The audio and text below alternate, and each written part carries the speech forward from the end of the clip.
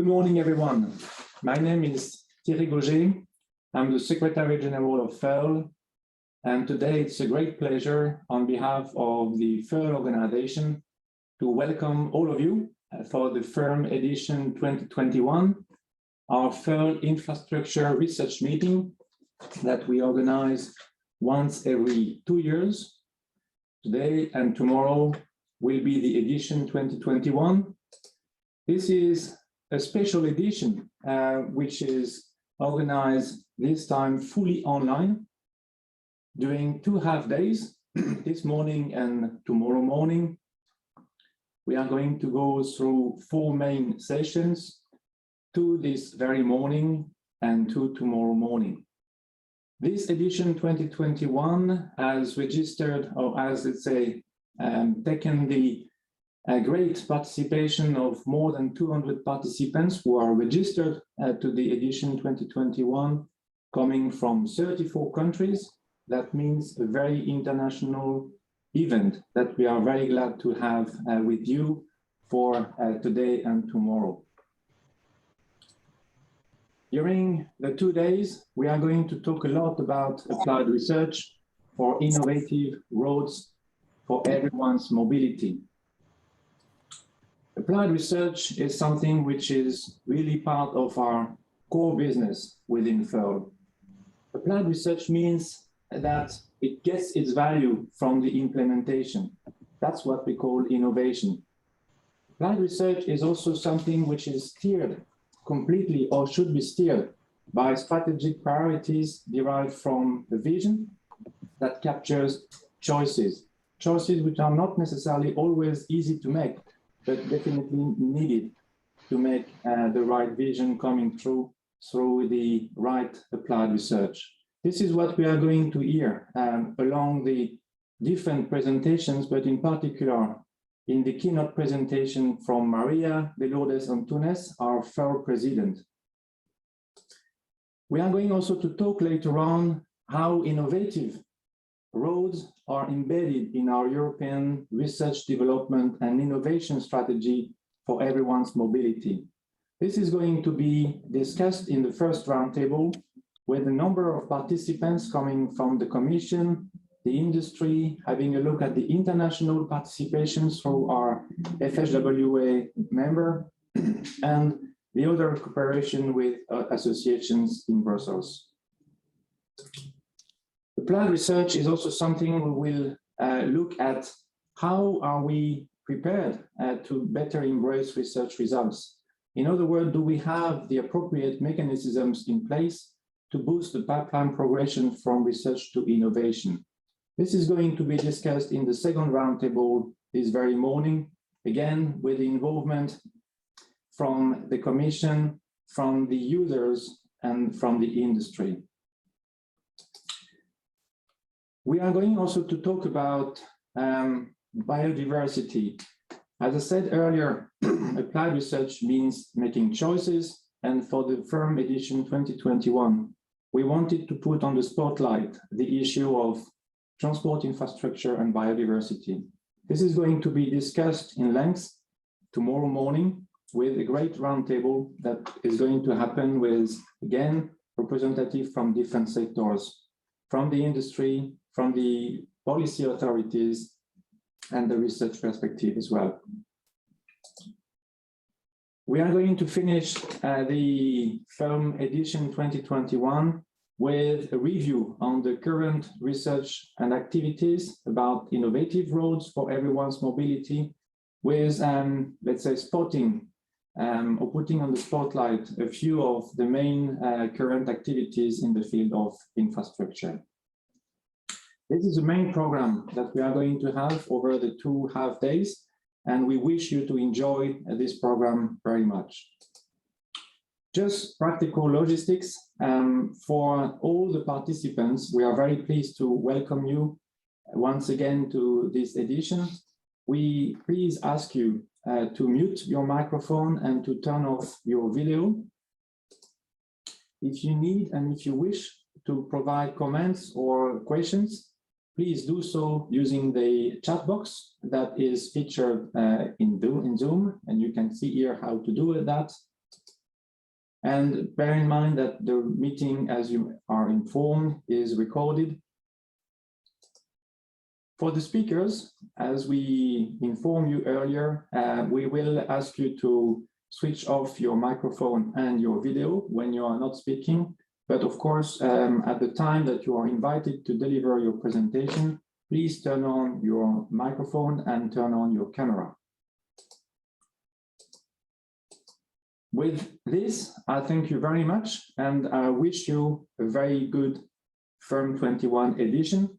And I now pass the floor to our dear President, FEHRL President Maria de Lourdes Antunes.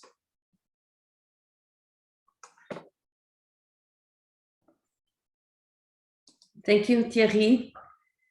Good morning, everybody. It's a great pleasure to be here and welcoming you to this 21st edition, to this new edition of FEHRL 21. And I'm very pleased to see the interest from so many people in our meeting.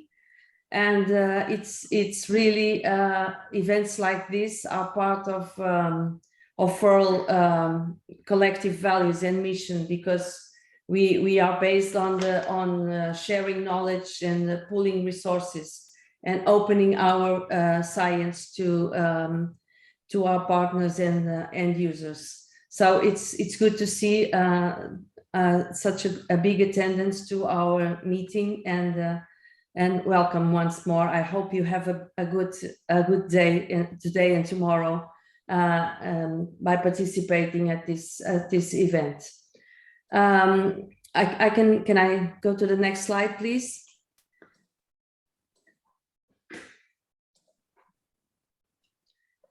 Yes, well, for those who don't know us, I would just like to say that, well, FEHRL was formed in 1989. At that time, it was a rather smaller group of research organizations in the field of transport infrastructure, who decided to explore closer cooperation among them. And the set of collective values that that motivated this creation of FEHRL is still part of our collective values these days. As I said before, to share our knowledge, to improve our knowledge, and to collaborate in the field of research on transport infrastructures. Our members are now a total of 29, mostly from European countries, of course, because this is an European association. But we have the pleasure and the benefit of having also members from outside Europe, such as the Federal Highway Administration from the USA and Native from Israel. Can I go to the next slide, please? Our mission is now reviewed recently, and we phrase it as it is on the slide: to serve society by accelerating the development and facilitating the deployment of collaborative science, technical knowledge, and innovative solutions for the road infrastructure sector. Well, in a nutshell, our mission is innovative roads for everyone's mobility. Yes, now you can go for the next one. Thank you. We have, for the past 10 years, we have a flagship program developed, which is under all our developments and our strategic agendas. Which is called Forever Open Road. Later we have adapted also to new times, and we have extended this to incorporate the present thinking that instead of looking at mobility on a mode by mode basis, to take care of mobility in different modes. So we have our flagship program adapted to that situation, which is the program 4x4, Forever Open Road, Rail, Runway, and River. Okay, you can go to the next slide, please. But now we also think about a little bit wider. And for example, in the recent projects where we take part, Use It and Fox, they have finished already. We have looked at things that could be transferred from one mode to the other. And we even looked at things from outside mobility, like energy, and looked at things like going from a limited generation on and harvesting of renewable energy to a widespread generation and harvesting energy, also using transport infrastructures for this purpose. Can I go to the next slide, please? Okay, I would like to let you know that recently we have developed our strategy for 21 to 27. So time-wise, we have aligned our strategy with the Horizon Europe timeline as well. And we have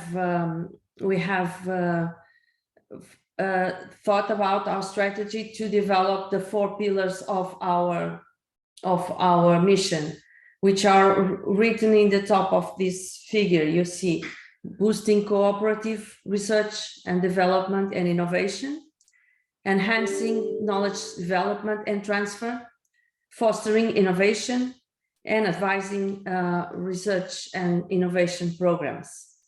So for this purpose, we have developed actions from our strategy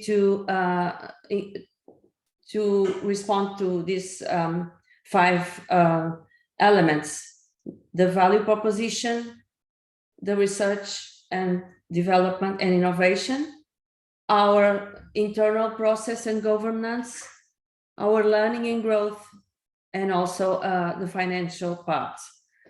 So for example, I'm not going to go through all these actions that we have here, but I'll just highlight a few. For example, for the value proposition, we have as an objective also an action to transparently and neutrally co-design and co-exploit research and innovation. And for this, we have our research and strategy, our SERP, Strategic European Road Research Program. This is the second element of our strategy. And I will talk a lot about that in the next few slides. But in our internal process and governance, we have also reviewed our modus operandi so that we can streamline our governance. This is another example. Well, learning and growth, we like to position ourselves as an incubator for integration of human capital the research area of transport infrastructure, and we have actions dealing with that. And finally, well, the finances, which is a part that we should never forget. So we are, for example, trying to keep our tangible and intangible of operational assets at the FEHRL Secretariat. Can we go to the next slide, please? Right, so now I'm going to tell you a little bit about our newly developed strategic research program for 21 to 24. So our overall framework is based on the main elements of our association: the people, the innovation ecosystem, the ways we work, and our competencies and facilities. Of course, we cannot do everything by our own. And so we have long-standing collaborations with partners from research, from the industry, and of course, from the end users. We have also some work, some impacts of our work that I would like to highlight here. A move towards open science. Also, we are always aiming at improving our knowledge. So I would have two examples here of two projects which are self-financed within FEHRL. The project BDPAVE, so the use of big data for asset management, and with a special focus on road pavements. The project also on low noise, so also for a self-funded project. And we always act as a think tank to try to improve always our knowledge. When we work, we try to work always is an effective and inclusive work way. And so we have recently streamlined our modus operandi. We have collaborative activities which are open to external organizations, like here, our meeting. And we have made extensive use of our digital platforms. And finally, I would like to say that we have a collective set of top-level research and innovation infrastructures, and we act as human capital incubators. Can I go to the next, please? So our SERP for this coming 3 years is here. Let's say we have taken into account to develop this strategic agenda, our own internal priorities, of course. So our mission and vision and values. And but we also take into account, of course, the external forces, like global challenges and transport trends. For example, climate, energy, or the shift to connected and automated driving, and of course, lately also the response to COVID and what the implications in transport. To develop this SERP, taking into account internal and external priorities, we have taken or incorporated our two approaches. Let's say a bottom-up approach, which is our own priorities from the national research institutes, like, for example, BIM and digital twins, long life pavements, circular economy. But we also incorporate a top-down approach from global issues, for example, and EU targets, like the climate emergency, the net zero targets, and the EC Green Deal, etc. So I will go on to the next slide, please. So we have structured or prioritized, we have this hierarchy in our new SERP. So we have identified research priorities. Actually, there are 3. And for each priority, we have identified research themes and then specific topics for each team. Can I go to the next, please? Thank you. Right, so this is how we structure our 3 priorities: the natural environment, the social environment, and the built environment. And if I can go to and all this has, of course, implications with transport infrastructures. Can I go to the next one, please? So for the built environment, we have identified 9 research teams and 33 research topics. Then the natural environment, you have 6 research teams and 36 research topics, and then the social environment, where we have 4 research teams. Can we go to the next? Right, this is the teams that were set for our priority built environment, upgraded of aging infrastructure, asset life extension, asset management, digital infrastructure, resilience to human attacks, resilience to extreme weather and climate change, advanced construction methods and materials, and infrastructure as a service, and other new business models. So this is an example. I'm not going to read through all this, but it's the built environment topics, let's say, under each of the themes that I've highlighted before. Can we go to the next one, please? For the natural environment, we have themes like enhancing biodiversity, decarbonization and climate neutral operations, energy harvesting, circular economy and resource use, air quality, and low noise. And again, we have a quick look at some of the topics of this natural environment.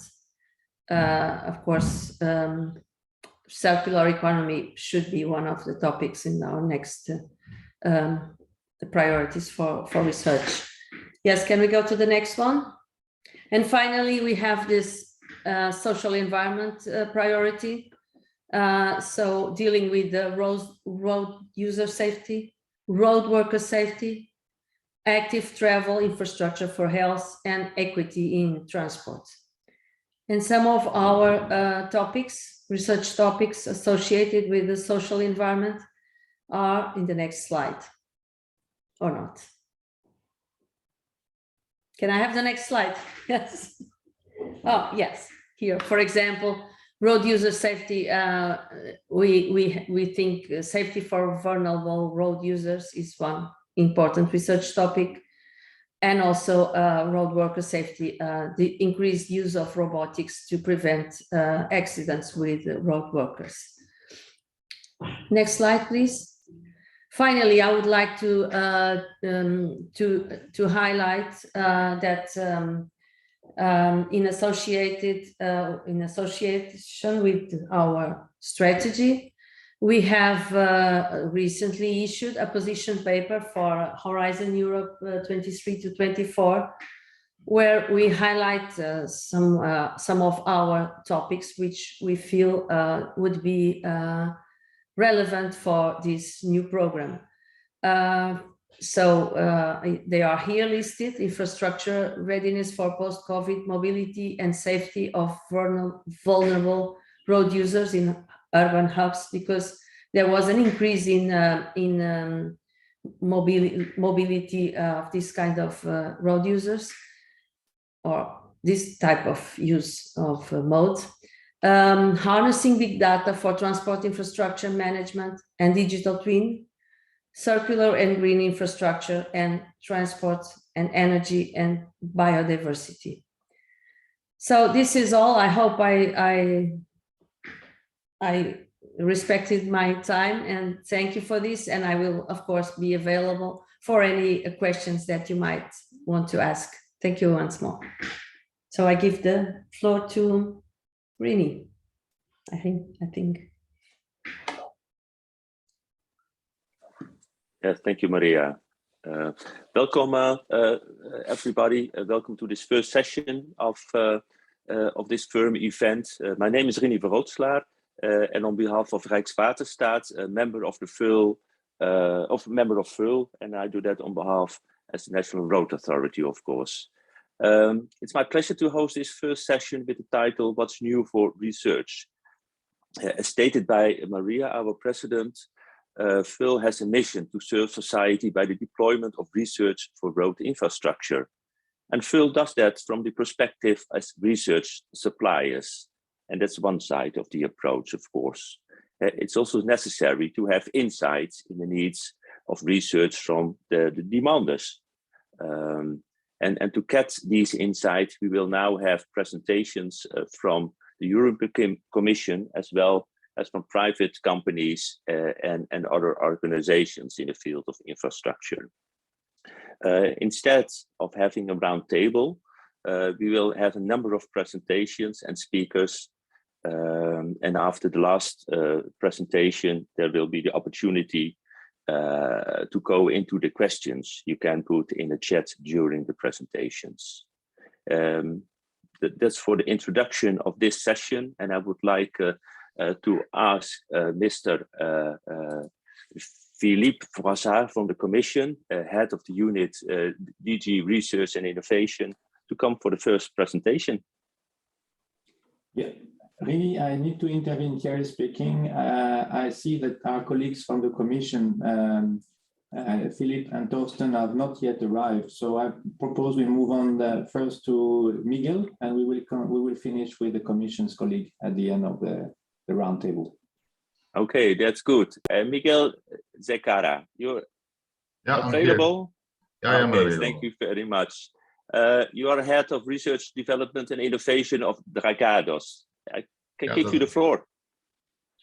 Thank you very much, Rini. Welcome, everybody. This morning it is rather foggy here in Spain today, but anyway, this is a good day for having this FEHRL Film 21 meeting. I'm very glad to be here. Well, instead of having, let's say, a complete presentation from beginning to end, I would like to raise some, to make some points to several statements regarding the issue of the session. The first one is I always find we need to remind that here in Europe we have 10 out of the 20 most important, let's say, construction or infrastructure construction firms in the world working globally. If you look at the different arrows in different colors, you can see a number of companies which come from different countries in Europe. The different colors identify different countries. And as you can imagine, it is very hard for us to remain every year in these positions, because this is I'm sure you know this survey from the Engineering News Record magazine. They do it every year, and consistently you can see many of the largest European infrastructure construction companies here. But the interesting thing is that it is not just the largest firms, the ones that are competing globally, because these largest firms also usually bring to other countries outside Europe smaller firms in which they trust. So it can be the case, for instance, that we are developing a large project in the US and we are counting with small firms, national or European-based firms with 30, 40 employees that are working with us overseas. So the large industry is also, let's say, dragging or bringing the smaller industry from. Okay, someone is saying that Skanska is not there. Well, I didn't make the survey myself. Oh, Skanska is there already. Oh, I see. Someone is saying that there is a mistake. Yes, it is. You say Sweden, it is yellow. Okay, that's a problem. It's a comment that there was there on the chat. No problem. And Steve is saying that there are a couple of companies from the UK, which are also European. Okay, maybe from the Union, Steve. So the thing is that the large companies are bringing together smaller companies. So it is not just for the large company. This is also for the smaller companies that are going just abroad Europe to develop work and to also innovate and make business, of course, because the companies at the end are about making business. Next slide, please. Okay, thank you. So regardless that we have the largest construction companies in the world developing competition with others that you can also see more or less systematically every year in the same positions, we cannot identify construction or infrastructure construction in the core pillars of Horizon Europe or even Horizon 2020. It is true that you can read in between the lines and identify that there are many topics that have to do not just with infrastructure construction, but with the built environment. And in fact, in ECTP, in the European Construction Technology Platform, we have also a new partnership, which is called Build for People, which is the, let's say, in some way, the continuation of the energy efficient buildings, but in this case, it is also about the neighborhoods. But it is not specifically about infrastructure. So you have to go looking into the different clusters and let's say the proposals from the different DGs in order to look for what is there for, let's say, infrastructure. Next slide, please. I wanted to make a point also about the European technology platforms and the partnerships, but maybe not just in the way of saying, okay, it was a good idea to have the platforms in some way to assess or to give our opinion to the Commission in order to develop the programs and priorities of research for the next years. But I think the ETPs and also the partnerships are a breeding ground for innovation. If you look at the, let's say, variety of different types of organizations that meet together in the ATPs, and at the end that may be also part of partnerships or contribute to partnerships, you can find that there are many different types of profiles, and that creates a breeding ground in which you can have ideas and points of view coming from many different places to solve the same problem. So that is very, very important. At the same time, it helps to have agreements on what's needed for the future. So as I say there, even there is alignment enough agreement on what all of us need. So taking these 2 points into account, I think the mere existence of EDPs and also of partnerships is very important. I remember many years ago when we in our company were almost the ones that travel more to Europe. We were basically doing national business and maybe in some other countries, and because of the ETPs, we were able to travel abroad and see what others were doing, and it also helped us, and many other things, not only this, but it also helped us to understand how the world was moving and what we had to do as a company for the future. So this is also an important point of ETPs, because there is a place to meet others and to see what other companies are doing. So if you are not a large company, but let's say a medium-sized company that want to go abroad, there is much that you can learn in this kind of organizations. And it is not just only about research. So this is additional benefits that you can get. And finally, a comment about the partnerships. I think they are very important in the sense that to me, I found that to develop and implement some research initiatives, it takes much longer than just the time frame of 1 or 2 projects, even if they develop over the time of 4 or 5 years. Even with the things that we fund internally in our company, sometimes it is very hard to do it right the first time. So you need a continuity in the direction of what's needed, in the priorities, and also you need a continuity of resources that will in some way ensure that we will achieve that thing that you devised in your, let's say, research agenda or whatever. Next one, please.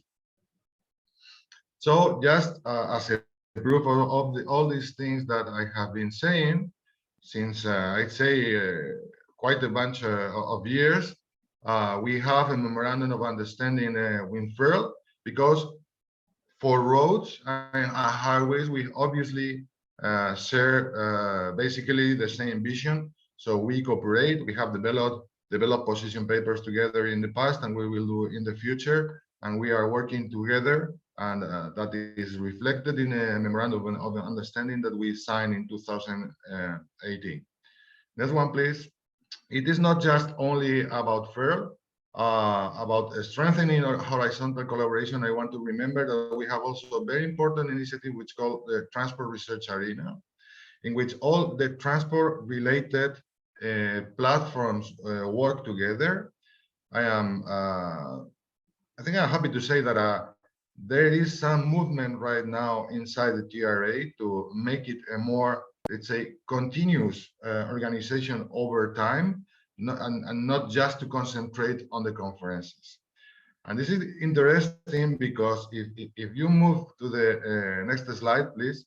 This is interesting because in the past, I think it was something like 2013, we had an interesting initiative coming from all the transport platforms and also with the Commission, because we discussed also obviously with the Commission, and we created what was called a roadmap for cross-modal transport infrastructure innovation.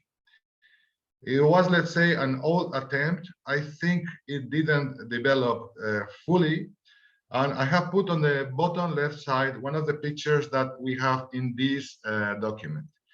It's a document in which you can see the silos of the different platforms and the cross-modal transport infrastructure innovation, linking everything together on top of it. At the time, I didn't think, in my view, obviously, that it was a good picture, but it was not exactly the right picture. In my view, the right picture is something, maybe not exactly this one, but it is something like the one that you have on the right. You have everything sitting together on top of the built environment. It is very hard for me to think just only about the rail, the road, the air, the water, transport, and to think about the links between them. I think all these let's say, components of the transport system are sitting on the built environment. The built environment is where we live, where we develop our activities. And we need to think about it as a whole, not just as silos. So I think that if we move forward with things like this continuity of TRA, or maybe other initiatives in this way, we will finally reach at the end to something which is the built environment that all of us need. Please, next slide. Well, regarding strengthening international collaboration, I think that for the infrastructure industry, this is extremely important.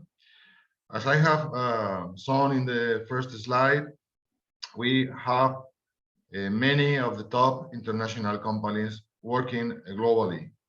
For many of our large companies, it is something like 90% of our income is not made in Europe, but abroad. And in this picture, I just wanted to show just a few things, some recent things that we are doing in Dragados in research. So we are cooperating in research with the UK. Steve, please don't write a chat there. I know this is Europe, but well, it is outside the Union now. For instance, with the UK, for instance, with Canada, for instance, with the States, for instance, with Australia. We need to look for the best knowledge wherever it is, no matter the boundaries, because we are facing very strong competition, and we need to keep our position high in this table of global international contractors. And it also happens that many things are local. There is local culture, the local regulations, etc. And sometimes we need to look for the knowledge to solve our problems locally. Just to put an example, so we are developing knowledge in the United States, and we are applying it in some job sites in the United States that can later be used also, of course, I don't know, in the UK, in Spain, or in Germany, or Australia, wherever it is. But we need to look for the knowledge wherever it is, no matter if it is in Europe or outside Europe, and this must be also reflected in our programs, in our framework programs, the ability to be able to easily do this. Next one, please.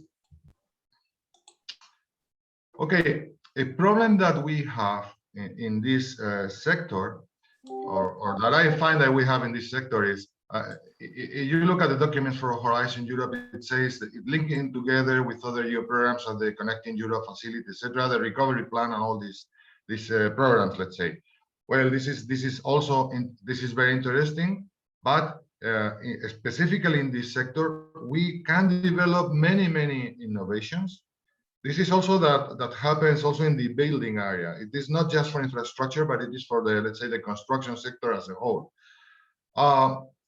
Taking all these innovations and being able to apply or to implement them in the real world is difficult, because the adoption of these technologies and solutions in normative and regulation, even at the national level, takes many, many years. And many things die because it is not possible to, let's say, wait all this time it takes for these innovations to come to the market. So there is a very slow uptake of new solutions. We have a take-up gap in which the solutions are ready but cannot be brought to the market because there are additional problems that are not considered in the, let's say, in the research framework. The business is really complex. You need very strong capital investments. Returns are low and risks are high. Just to put an example, we are building the largest pieces of infrastructure in the world. So maybe you are building a very big bridge which may cost 3 billion euros or something like that. So risks are very high and you can lose very much. So implementing new things brings a very high financial risk. So that means making large demonstrators is not easy. It is difficult. And the solution is not transferring always the responsibility to the contractors. We need to find a new way of doing these things, or the uptake of new technology will be very, very slow. Next one, please. I think this is my last slide. I just wanted to make a comment on open science and innovation. It is clear that we are facing more in Horizon Europe in open science and maybe a little bit less in open innovation. Not saying that we are not making open innovation, but that we are looking at it, and depending on what's there, we will decide to be more open or more closed. So from the point of view of the industry, this is a tricky point. I mean, if you have to say something, you prefer at the beginning to stay closed because then you have time to decide if you want to open something. Just to say something, if you look at the context of the industry, there are always complaints in the industry, for instance, that to transfer the knowledge outside the companies. In this type of very big projects, there are not so many companies that have the knowledge to implement those projects. So you have to be very careful about the knowledge that you are putting outside the company. Maybe you simply don't want to compare it, just to say something, with an engineering company, because if they get the knowledge in the next tender, they will use it against you. So it is the same with the research. You have to be careful, especially if it goes, if it is going to business. This doesn't mean we are not opening our knowledge, and we are doing, for instance, at the ECTP level, we are doing it with FEHRL, we are doing at TRA. We might be doing, for instance, also in ENCORE, which is the European Network of Construction Companies for Research and Development, but it is always up to a certain extent, just to the pre-competitive level. So this is a very sensitive point for companies, especially in the construction industry where the risks are high. And obviously you want to keep the advantage for yourself and not to share it with others. And I think this was my last slide. I hope I gave some points for discussion. And thank you very much. Okay, Miguel, thank you very much for your presentation and the insights from the side of the industry. I would like to go to the next presentation. Stefan Neukebauer, Chairman of Actree, please. Thank you very much. I hope I'm online. Yes, you are. Great, great. So thank you very much. I'm really happy to join this conference about infrastructure. Why? Because we are living in a transformation phase for road transport, and infrastructure will be one of the most important challenges. For me, the infrastructure is the important challenge or bottleneck, if you see it positive or negative. Let's see it positive, and let's describe what we are trying to do and what we probably will see. If we can go to the next slide, please. So I start with the so-called decarbonization. The automotive sector, the road transport sector, is committed to a carbon neutral road transport system from a life cycle assessment point of view. What does this mean? This means at first that we want and we will go for electrification. The electrification of road transport is the most important measure. There is no doubt about this. Electrification of road transport. By the way, here we still have some discussions because some people on the political level, they think that electrification, which means battery electric vehicles and fuel cell, these are the only the only solutions for this. We think battery electric and fuel cell will be the most important solution, but in some regions of Europe, according to the infrastructure, we need also other solutions. But anyway, battery electric and fuel cell electric will be the most important. So the XEV, we call it XEV, it is an electrified vehicle. They will become the new normal in the coming years, driven by regulation, yes, and increasing awareness of the users for climate-friendly solution and the technical improvements. And what is common for all these new type of vehicles? They need infrastructure. They need charging infrastructure. Battery electric vehicles, and this is very important to understand, for the automotive industry, it's absolutely no problem to produce the battery electric vehicles and to bring them to the market. But someone has to buy them. And a consumer will never buy a battery electric vehicle if the charging infrastructure is not there. And this is something we have to understand. So regulation on the new vehicle fleet is only one part of the picture. We need to create the infrastructure to charge them. And here it is important to have solutions, first of all, to charge at home, then to charge at work or wherever the vehicle is parked for a longer time, and then the public charging. And here we come to the area of this conference, the public charging. And you will see we need public charging, we need different solutions. We need public charging for situations where you make a break and where you have a little bit more time for charging. But anyway, the charging of a battery electric vehicle is quite different from refueling a conventional vehicle, conventional car. And therefore, sorry, I have some background noise. Thank you.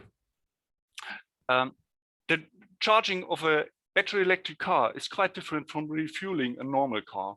Why? Because when you refuel a normal car, you don't care about it. You use it, and then you see, I need some fuel, so you stop, you make a stop, you do it, and that's it. For charging, it will never work.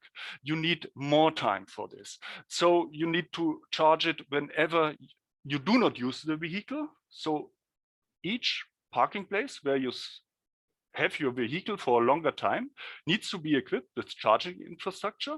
And if you're on a trip, you need to do it in a shorter way with high power charging. And this is for the passenger cars. On the highways, you can imagine if you have a starting holidays, how much charging infrastructure you need on highways. This is something which is not solved.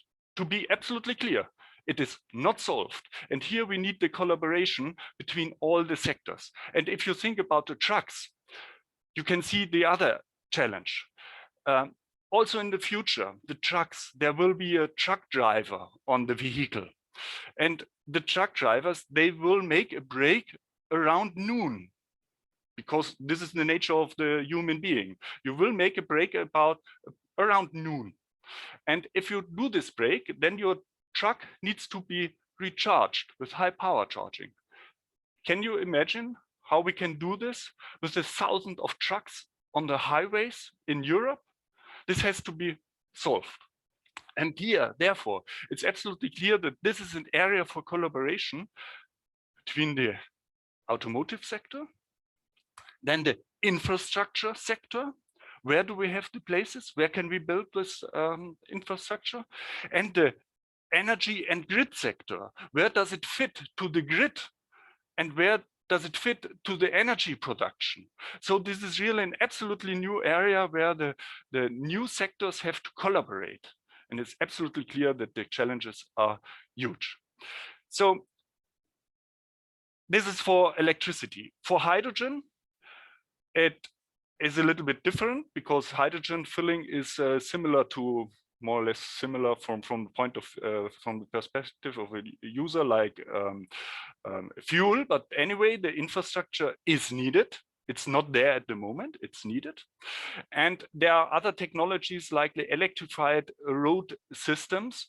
From a technical perspective, they seem to be a realistic option, but from an investment perspective, and how to introduce this into our European road transport system, coordinating many countries, I'm not sure if it is possible or not.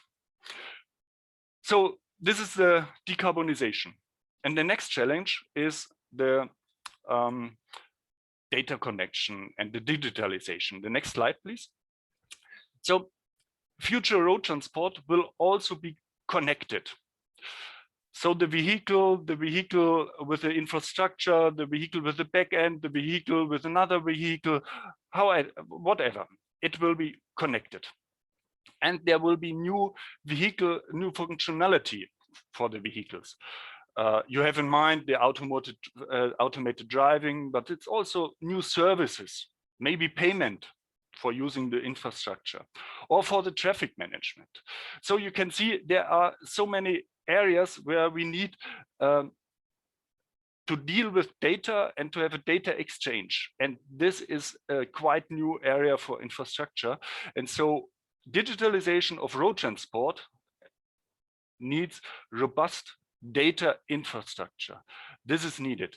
And this has to be clear in all the areas where we develop new infrastructure, that it's not only the concrete and the materials, it is also the robust data infrastructure.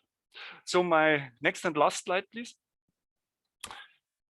So I wanted to make clear that the sector cooperation is absolutely needed.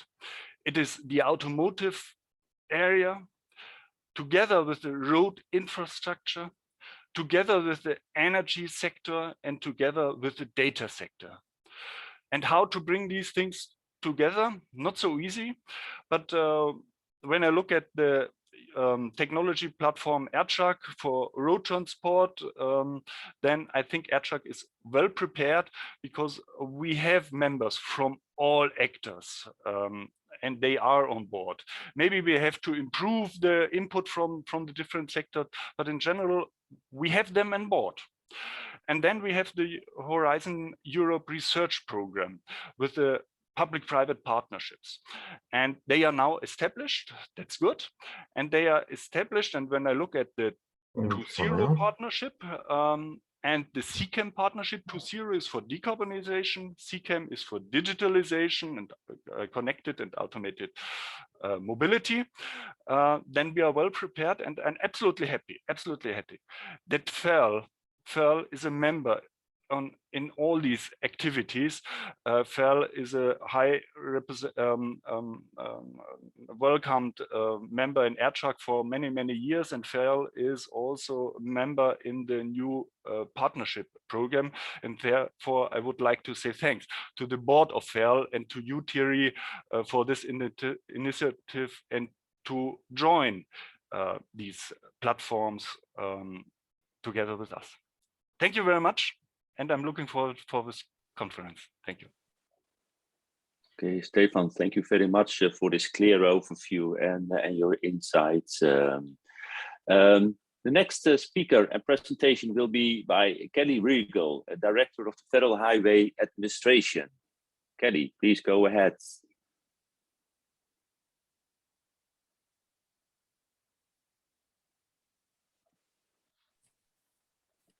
All righty there. Thank you. Good morning, everyone. It's quite early here in Washington, D.C., but I am very pleased to be able to join you today with all my European colleagues. And I have, next slide, please. I have a couple of key points, about 5 key points that I'm going to touch on, and a couple have been touched on just recently by Stefan and Miguel. So next slide. You know, we see great benefits really in the cooperation, in our international cooperation. So we joined FEHRL in 1992, as was mentioned earlier. FEHRL was formed as an organization around 1989, I believe I heard. So you know, we have this long-lasting relationship with FEHRL and all the member laboratories. Some of the benefits include, you know, our U.S. participation in the information program, which you probably all have heard about, which accelerated the maturity of promising but high-risk research towards implementation. You know, we have many partnerships with our academic institutions. For example, in this case, the University of Iowa was part of the bioreprivation of project to develop alternative asphalt binders. And then our Iowa Department of Transportation used the University of Iowa alternative binder in pilot tests, and the Iowa DOT is monitoring these test sites and supporting, you know, the university's scaling production of the alternative binder. So that's just an example of really how we partner here. Miguel hit on a pretty key point. You know, we go where the knowledge is, whether it's in the United States, whether it's in Europe or anywhere throughout the world. You know, we very much have the same perspective here. So we look forward to continuing to build those relationships through our partnership with FEHRL and taking on, you know, these common challenges such as traffic safety, climate, transformation technologies, you know, wherever the U.S. can partner with projects funded specifically under Horizon Europe. So we see the benefits and importance of international cooperation facing common issues that I just mentioned, safety, climate. You know, these are just some examples. And again, you know, I reiterate your point, Miguel, about we seek knowledge wherever it is. Next slide. Safety, of course, is the #1 priority with the United States Department of Transportation. And the implementation of new technologies and behavioral approaches are critical to reducing and eventually eliminating deaths and serious traffic injuries. We have about 35,000 fatalities each year on our roadways in the United States. You know, we strive to get that down to 0. How we're looking at it is through our safe systems approach and implementing that. So our safe system approach to 0 deaths acknowledges that people make mistakes, and roadway design and operation can reduce the risk of those mistakes, leading to deaths and serious injuries. The safe systems approach aims to eliminate fatal and serious injuries for all road users. It does so through a holistic approach, view of the road system that first anticipates the human mistakes and then second keeps impact energy on the body at tolerable levels.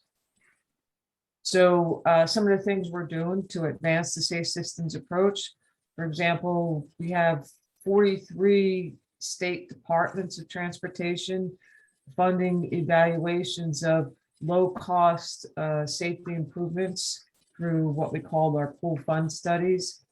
And this advances pretty much 3 of the 9 right now proven safety countermeasures that we have announced through my colleague's Office of Safety. You know, and developing crash modification factors for guardrails, utility poles. That's just an example where through this study, in the report, the researchers evaluate the safety effectiveness of these roadside countermeasures. And we use that safety data to inform other states in either implementing these crash modification factors. We also develop crash modification factors for bicycle lane additions while reducing lane and shoulder widths. And, you know, just an example that this study evaluated the safety effectiveness of the bicycle lane additions by reducing lanes and shoulder widths as a safety improvement strategy. So that's an example. And federal highways, we also look at protecting vulnerable road users or pedestrians and cyclists. You know, we see our injuries and fatalities increasing with those types of users. And so we do that through changes in design, roadway markings, and traffic controls, including reducing speeds. So building on recent and ongoing twinning examples for coordination between federal highways and European safety research, federal highways research on connected simulation provides new tools for safety, affordability, testing, interaction between cooperation or cooperative driving automation systems and pedestrians and cyclists. You know, this is really the researchers really benefit from coordination with the European Commission funded research program for simulators for behavioral aspects of safer transport, or the SimuSafe, which you may have heard of. And that's just one example, you know, really of really 20 examples that I'll mention there. Next slide. So I want to mention a little bit about climate research. Federal Highways is working with state departments of transportation and other partners. We're pursuing a multi-pronged approach here to reducing climate impact associated with the construction, the operations, and maintenance of our roadways. So one of the ways is through our choice of alternative materials, especially those that result in less greenhouse gas emissions. We also, another alternative here is that we're employing is building information modeling for infrastructure. This brings more of our digital tools and a data-centric approach for improving life cycle delivery and management of our highway assets. Preservation and life extension, besides using more sustainable choices for new construction, Federal Highways is supporting research on methods to extend the lifespan of existing structures and pavements. And we're following the lead from our Swedish colleagues and really looking at implementing ultra high performance concrete solutions. And we're increasing the use of recycled materials to the extent possible on site. That closes a loop by reducing the need for, looking for virgin materials. So those are really our multi-pronged approach to how we're looking at some climate research there. Next slide. Transformational technologies. Earlier I mentioned cooperative driving automation, and I believe Stefan also mentioned cooperative driving there. So we have a Karma program. Many of you may have heard about the Karma program, where we are looking at cooperative driving automation. And that's an example of one of our transformational technologies and how we can apply that to roadways and make it safer. So the key, though, to Karma is it provides researchers not only working in federal highways, but at other government agencies, as well as private entities and our academic institutions, to work with open source tools for increasing that collaboration and accelerating the testing and the deployment of various different applications and algorithms, and running through different use cases there that increase safety and mobility. So we're pretty excited how far that program has gone. Truck platooning is another example which I know Europe is very well familiar with. We learned a lot in our partnership on truck platooning and understanding, you know, the issues and the challenges that you've had in that, and learning a great deal from that.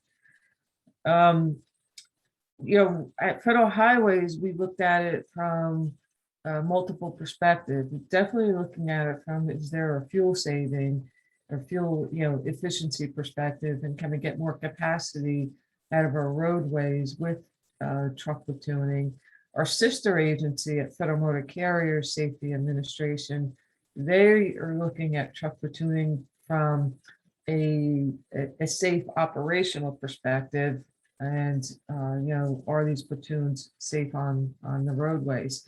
And so that's just how internally we work at the U.S. Department of Transportation as well, when we have this, you know, type of you know, technology out there. And so you may have heard in the United States here, our Congress enacted the what we now call the bill, the Bipartisan Infrastructure Law, or bill for short. And in there are a lot of provisions for moving towards roadway electrification. Electrification of roadways is just another example of transformational technologies. And, you know, at the USDOT, we have plans, and we continue to have those plans, and to support traditional conductive charging alongside roadways through the Alternative Fuel Corridor Program, which is expanding under this newly passed legislation that I just mentioned. And the program formally designates corridors to create a national network for use of alternative fuels, and supports cooperation across states and industry. There's still many challenges. You know, Stefan hit on a couple of those that need to be overcome, but you know, we're moving towards that. And an emerging research area for the United States is the placement of dynamic inductive systems for powering electric vehicles in roadways. One of our states, Michigan, they really recently announced the deployment of a 1 mile pilot project with that type of technology. Next slide, please. This is an area that's important, you know, because it really is a commitment to scientific integrity and open science here. So our current administration has a policy to make evidence-based decisions guided by the best available science and data, so much so that this was put in a presidential memorandum. So the scientific and technology information, data, and evidence are central to the development and iterative improvement of sound policies, and to the delivery of equitable programs across every area of government, not just within the Department of Transportation. And so we think that this policy is similar to FEHRL's Be Open initiative, which promotes, regulates, and standardized open science in transportation. You know, the memorandum here really ensures the highest level of integrity in all aspects of the executive branch's involvement with any scientific and technical processes and authorship policies. It goes to really ensure transparency, you know, with the public, by identifying, you know, where the research report was performed, who the authors were. So that authorship policy is key to are what's outlined in the memorandum here. And thus, a commitment to open science is critical for effective transition and uptake of research results. Research cooperation between the United States and Europe necessitates access to each other's research results, and not only the published report at the end of the project, but also the data and the tools that were developed and created throughout the project. An example of the current cooperation between Federal Highways and Europe on big data for smart pavement management, the BDPAVE, that was pointed out earlier, initiative where Federal Highways is sharing pavement data and the approaches for collecting and managing US pavement data. So those were the 5 key points that I really wanted to hit on, which was going on in the United States, and really to hit home that this partnership with FEHRL and all the organizations that are part of FEHRL are extremely important to us. And, just to really reiterate again, we go where the knowledge is, and, we're more than willing to share the knowledge that, we create and the challenges that it has met or helped us solve along with everyone here. So with that ends concludes my presentation here, and I will pass it along. Thank you, everyone, for the opportunity. Okay, thank you, Kelly, for your presentation, and even a bigger thank you for the opportunity you had to do this presentation, knowing the time, the local time in Washington DC. So yes, very pleased that you could make the time. Thank you again. My pleasure. Yeah. Okay, then I would like to go to the next presentation and speaker, and that will be Rick Nuitens, President of RAF.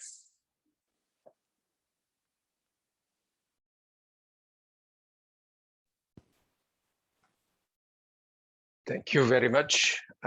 Thanks for the opportunity to share the view of the European Union Road Federation.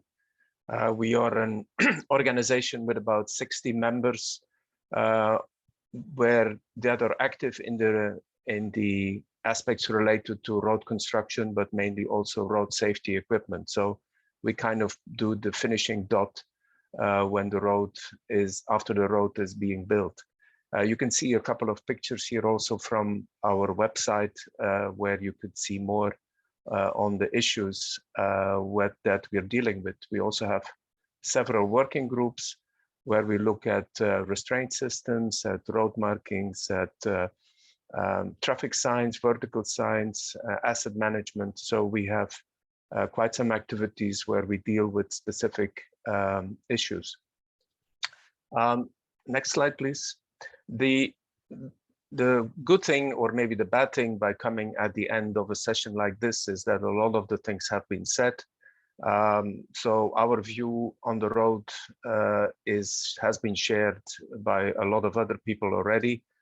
So we see these 4 points on safety to all road users, forgiving, self-explaining, making them climate resilient, and also the physical, as our members are dealing mainly with physical road components, we also see the complementation with digital, and that how we build the robust operational design domain to then provide safety but also then achieve higher levels of automation. I think it has been mentioned by some of the previous speakers that how important road infrastructure really is. Stefan also mentioned connectivity and sustainability, where the vehicle will be within a multimodal transport network, and a lot of data will be generated. This data will be helpful to give information to the driver, will give information to the operator to do a better job and to see where investments would be needed. Sustainability, of course, Europe leading with the Green Deal.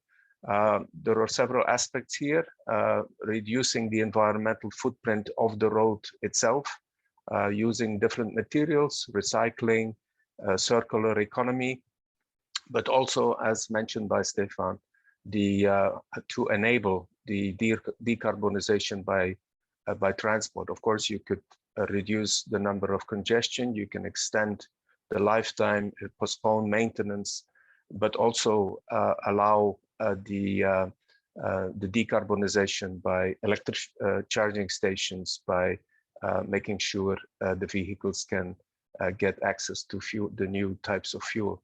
Next slide, please. I think Miguel mentioned it, the horizontal collaboration, and this is also where we see the innovation, also for physical road infrastructure, digital road infrastructure. It should be part of the full ecosystem. So nobody can lock himself up today and in a laboratory and look at new and try to invent new components that will go into the road. This has to be done in conjunction, in cooperation with all the partners, because everything is part of the ecosystem, and you will only find the value if it has been accepted and links in very well with the other players. So that's also where, also from the Road Federation, we collaborate, or we try to collaborate at the CCAM single platform partnership, where also their physical road infrastructure, digital road infrastructure is important. And we're also looking forward to see how new agencies like the European Innovation Council can help maybe small, medium companies, but the industry in general to have access to this single market. Funding, here we are maybe a little bit more skeptical, is that of course a lot of the funds go to rail, go to charging, go to bike trails, but also I think the road in general should not be forgotten. And as I mentioned, a lot is going into urban environment, where we see a complete revision of the modes of transport, micromobility, and safe infrastructure for the pedestrians and bikers. Next slide, please. Point that I definitely wanted to make today, and hasn't been made by the previous speaker, is that if we have innovation, if we have new products, if we have new technology, at the end, it ends into public procurement. You can't not just sell your product as such. It has to be covered by a standard. It has to be a performance-based standard, preferably. And that's where I think we have a lot of frustration for the moment. If you click on the slide, you will see with a traffic sign, if you just can click on the sign on the slide. Yeah, maybe next slide, if I would say, you will have the animation.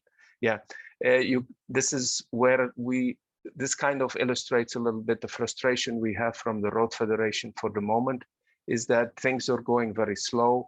It's very difficult to get new standards published. It's even for new technology, where EOTA was an ideal channel to allow new technology on the market, even if it takes a lot of time for a standard to adopt itself. So also here, we are really looking forward to stakeholders which are in the same situation on how we can work with the European Commission to get public standards adapt faster to the new vision, to the single market, to new technology coming to the market here. And of course, we applaud also what the Commission is trying to achieve, is that next to the safety aspects, also the environmental footprint, the environmental impact of our products or the solutions is considered as well. So also here, we're looking forward to work with DG Grow. Next slide, please. I think that also wanted to point out is that we're talking a lot about infrastructure and about automated driving, but I think there are a lot of issues that show how we need to work together and solve today's issues and prepare for the future. There is the third mobility package, there is the general safety regulation and the road infrastructure safety management directive, where the European Commission is pushing for better safety, and where again this horizontal cooperation, this synergy between the intelligent vehicles that have driver assistance and how they rely on better road infrastructure to have an optimum benefit. So I illustrated it here with the relationship of lane departure warning and road markings, the relationship between intelligent speed and adaptation and the traffic sign recognition. This is where the Commission today is trying to find the engagement of all the stakeholders to work together in accomplishing this better safety. And again, here the role of infrastructure is very important. It's a first step to show the synergy and the relationship between the vehicle and the infrastructure. And it has been mentioned already by several speakers, but also you hear it by other stakeholders as well. This is the first step to a better cooperation. And I wanted to use the example of ISAT here, where again, these ISAT means infrastructure support to automated driving is a recommendation that came from one of the EU funded projects, where they show how infrastructure could help and could be complement and part of the operational design domain, and how you can help the full ecosystem, the full operational design domain to get safety and get to higher levels of automation. Next slide, please. This is my last slide, where I just wanted to highlight some examples of some of our members. They may look like small contributions to the from an environmental or from a performance point of view. We have road markings that are better visible under heavy rain conditions. They are better detectable for human and machine detection. We have road markings that are surviving harsh winter conditions. There is a good cooperation with the authorities in the Nordic to have these products tested and qualified. You see members coming with bio and recycled materials that go into traffic signs and restraint systems. And then, of course, you have more active lighting in an urban environment. So it's important, again, that public procurement standards are well adapted to allow for a quick introduction of these new technologies and new solutions. So that's where I wanted to have it for today, and looking forward to the discussion. Thank you. Okay, thank you, Rick, for this interesting presentation. Thank you very much. And then we would go to Evangelos Bekiaris, the president of Actree, for his presentation.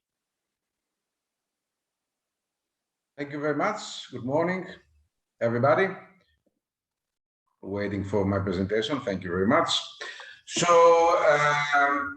let me start with next slide, please.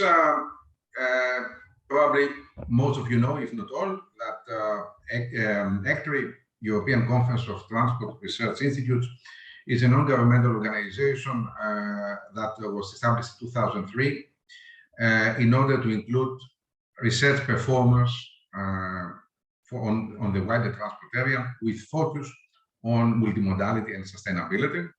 And it currently encompasses 28 major European transport research institutes and universities from 19 European countries that altogether have more than 4,000 researchers. And we have offices and staff in Brussels. Next, please. You can see it graphically there. Ireland is our new addition, is not yet on the map.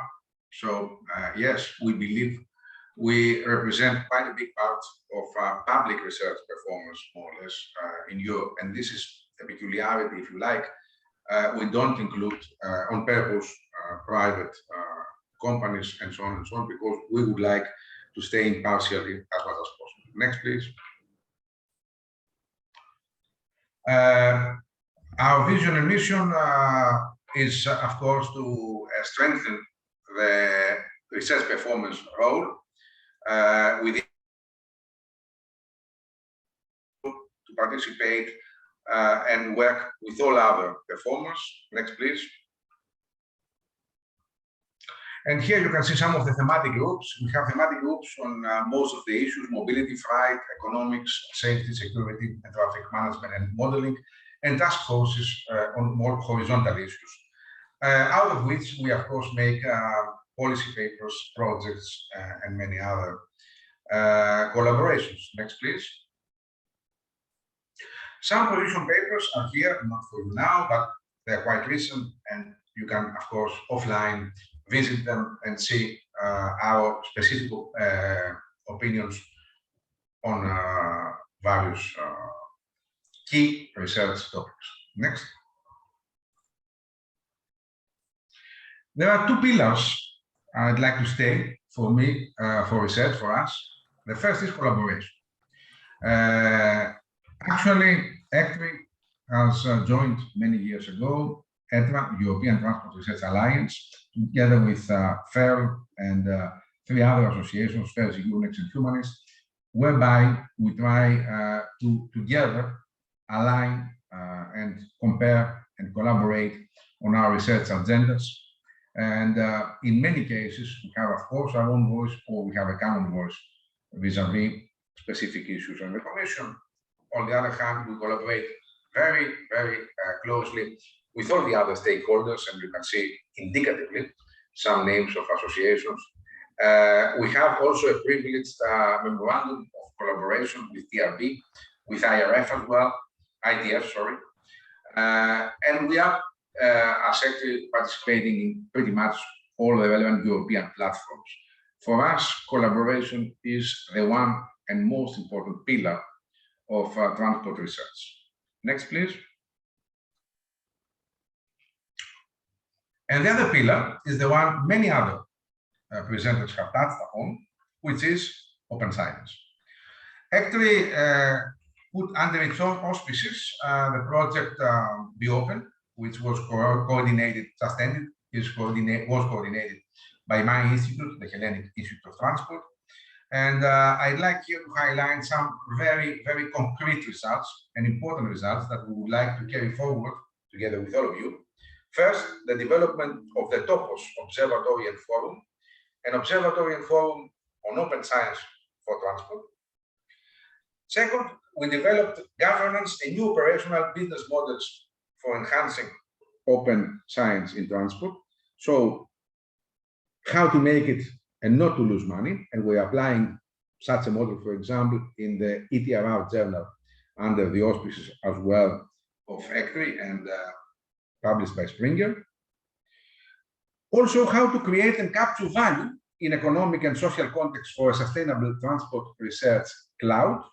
So how to go to such an open cloud beyond the specific models, really open and really bringing all the knowledge in one-stop shop. And of course, last but not least, we developed a European Code of Conduct on open science in transport, which certainly we want to share with everybody and keep on elaborating. So quite important things, substantial on open science, and still very open to continue on this line. Next, please. Now, let me change my hats. I have my Actree hat, of course, my General Director of HIT hat, but I have a number of others.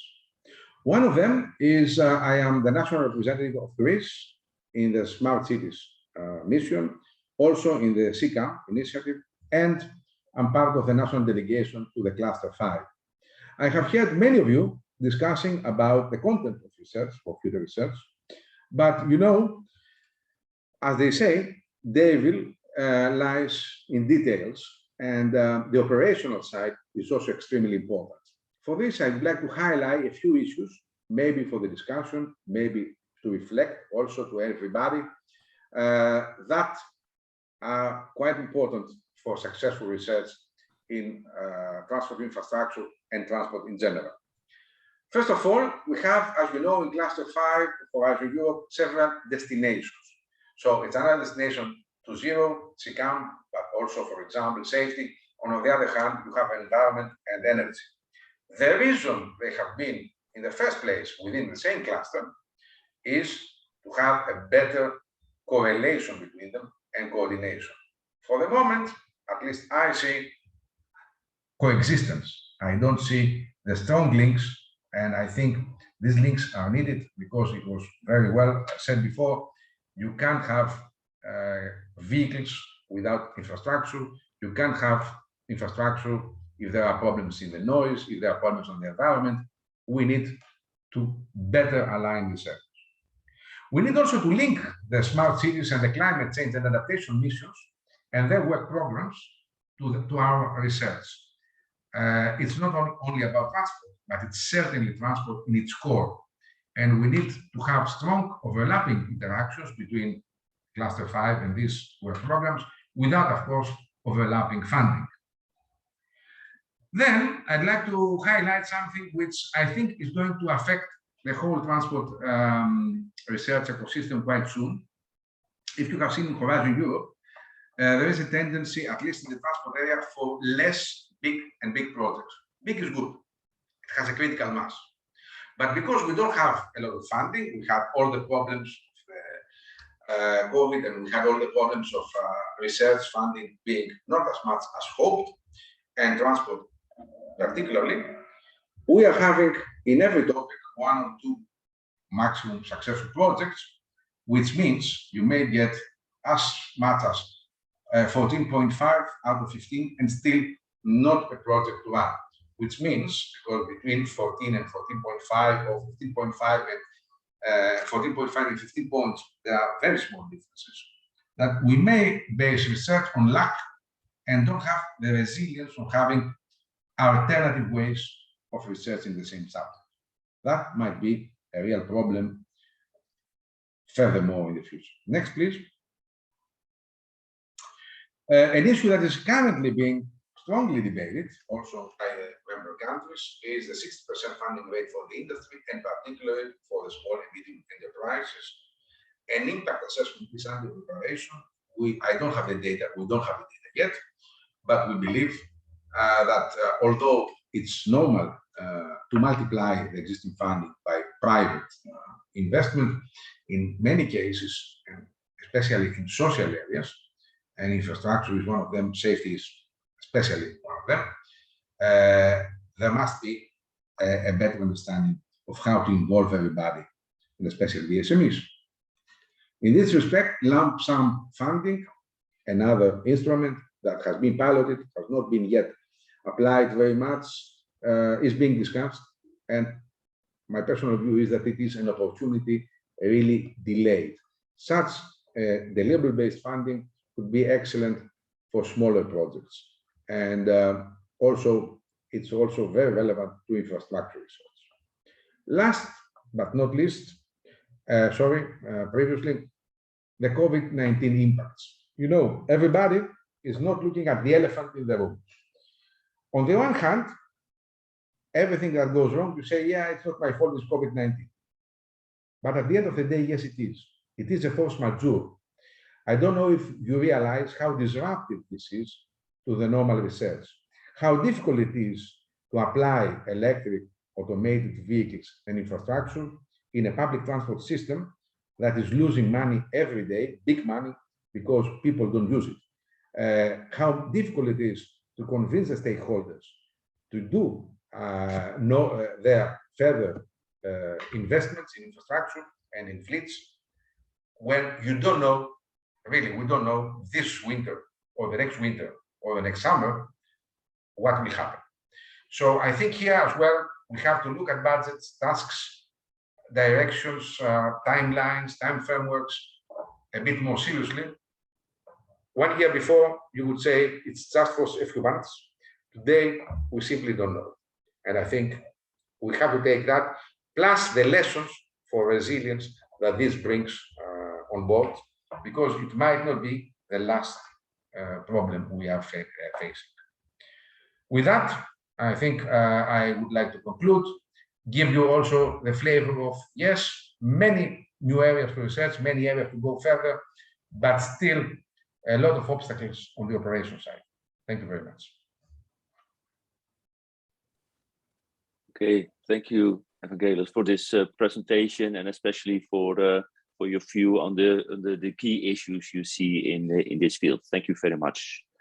Then I would like to go to the last presentations from the European Commission. And as first, I would like to introduce to you Philippe Froissart, Head of the Unit of DG Research and Innovation. Good morning. Good morning. So this is my presentation that will be loaded. So first of all, I would like to apologize on behalf of Rosalind van der Vlies. She could not be with us this morning due to a last-minute commitment that she could not escape from, and she asked me to replace her for this presentation in this event today. So if I can have the next slide, please. What I would like to go through with you in this presentation is to provide you with some of the policy context, which has an impact directly on the domain, the sector of mobility, and explain a little bit what is the contribution of research innovation, more particularly the Horizon Europe Framework Program, to address the new objectives, policy objective of the Union on climate neutrality. And then last but not least, I will mention and I will say a few words on the vision, and I'll try maybe not to go point by point to answer the key issues that Evangelos has raised, but to address some of these points, because I think indeed they are very relevant. So the policy objective and the commitment that the Union has made for the next decade is very simple. It's to have the continent climate neutral by 2050. We have been saying and repeating this mantra over and over these last few years, so it seems quite natural and obvious to us, but you realize in the aftermath of the COP26 that it is not that straightforward for everyone, and this is still and very much a very ambitious objective for Europe to become climate neutral by 2050. That means concretely drastic reduction of greenhouse gas emission, with clear targets that we have for 2050 for sure, but for 2030, where we want to have a 55% reduction of emissions. And there is someone talking. Yes, thank you. And that will have an impact on the mobility sector, needless to say, because this is one of the sectors which has seen its emission of greenhouse gas increasing in the last few years, and so sharp and drastic reduction of greenhouse gas emissions are expected by 2050 for sure, where we would like to have at least 90% reduction of greenhouse gas for the mobility sector. And that is also something that is very important for the road transport, which has the lion's share of greenhouse gas emission. So needless to say that these challenges and these objectives in terms of reduction, which have been also translated in more targets in the Fit for 55 package that was published back in July, and that is presently being discussed. These challenges are also an opportunity for businesses and companies in Europe to jump on this green and digital transition, and to benefit from this transition, to remain in the lead in their sector, in their market, and research innovation has a role to play, needless to say, in this context. And if I can have the next slide, please. The framework program, in particular of Horizon Europe, which has a budget typically of 100 billion for the next 7 years, will contribute with this investment on research innovation to provide opportunities for companies and industry, and maintaining their competitiveness and their leading advantage in their sector.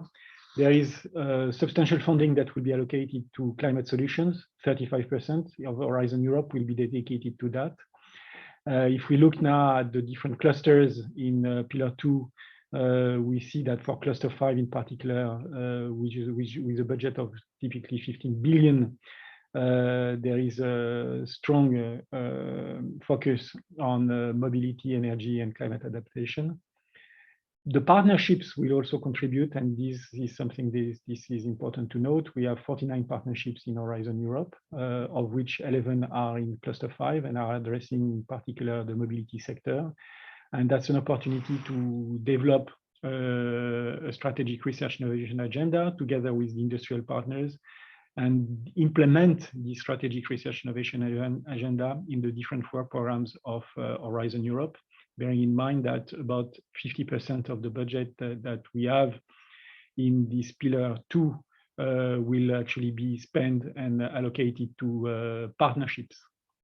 But the partnerships and Cluster 5 are not the only opportunities that we have to support the mobility sector and its research innovation dimension, because we have also opportunities through the EIT KICS to support innovation and develop the skills and the competencies in the different sectors, such as the one of mobility. The EIC also provide opportunities for breakthrough technologies and innovation.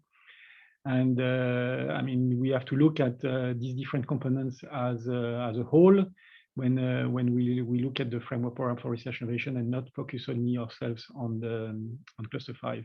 Having said that, if we can have the next slide. And the next slide. So as I said, the Cluster 5 there in red, climate, energy, and mobility, will be the focus of the attention of most of the stakeholders working in the mobility sector. But as I mentioned, there are opportunities in other parts of the program, and we should look at it as a pipeline of projects that can be supported from the excellent science pillar to the innovation pillar with the EIC. Next slide, please. And the next one. Yes. So coming back to the partnerships, we have actually 6 partnerships that are directly related to the mobility sector of different forms and types. We have institutional partnerships like Europe's Rail, for instance, and Clean Aviation that contribute to mobility. Then we have co-program partnerships, more specifically the 2.0 partnership, the battery partnership, and the CCAM, the Connected Cooperative and Automated Mobility partnerships that contribute to addressing the issues, the more pregnant issues that we face in the mobility sector. And these partnerships have actually a substantial budget to deal with. And if I can have the next slide, please. I will just present to you, yes, next. And the next one. I have quite many slides, I am afraid, so I will not want to show them all. I'm just going to show you an extract of this presentation and leave more time for discussion. So this is actually a representation of the budget distribution that we have in the different destinations and areas in Cluster 5 that we have adopted this year in the work program 21-22. You will see that we have actually spent more than 3 billion already in that work program 21-22, which have been split in these different destinations and areas that have led to 186 topics.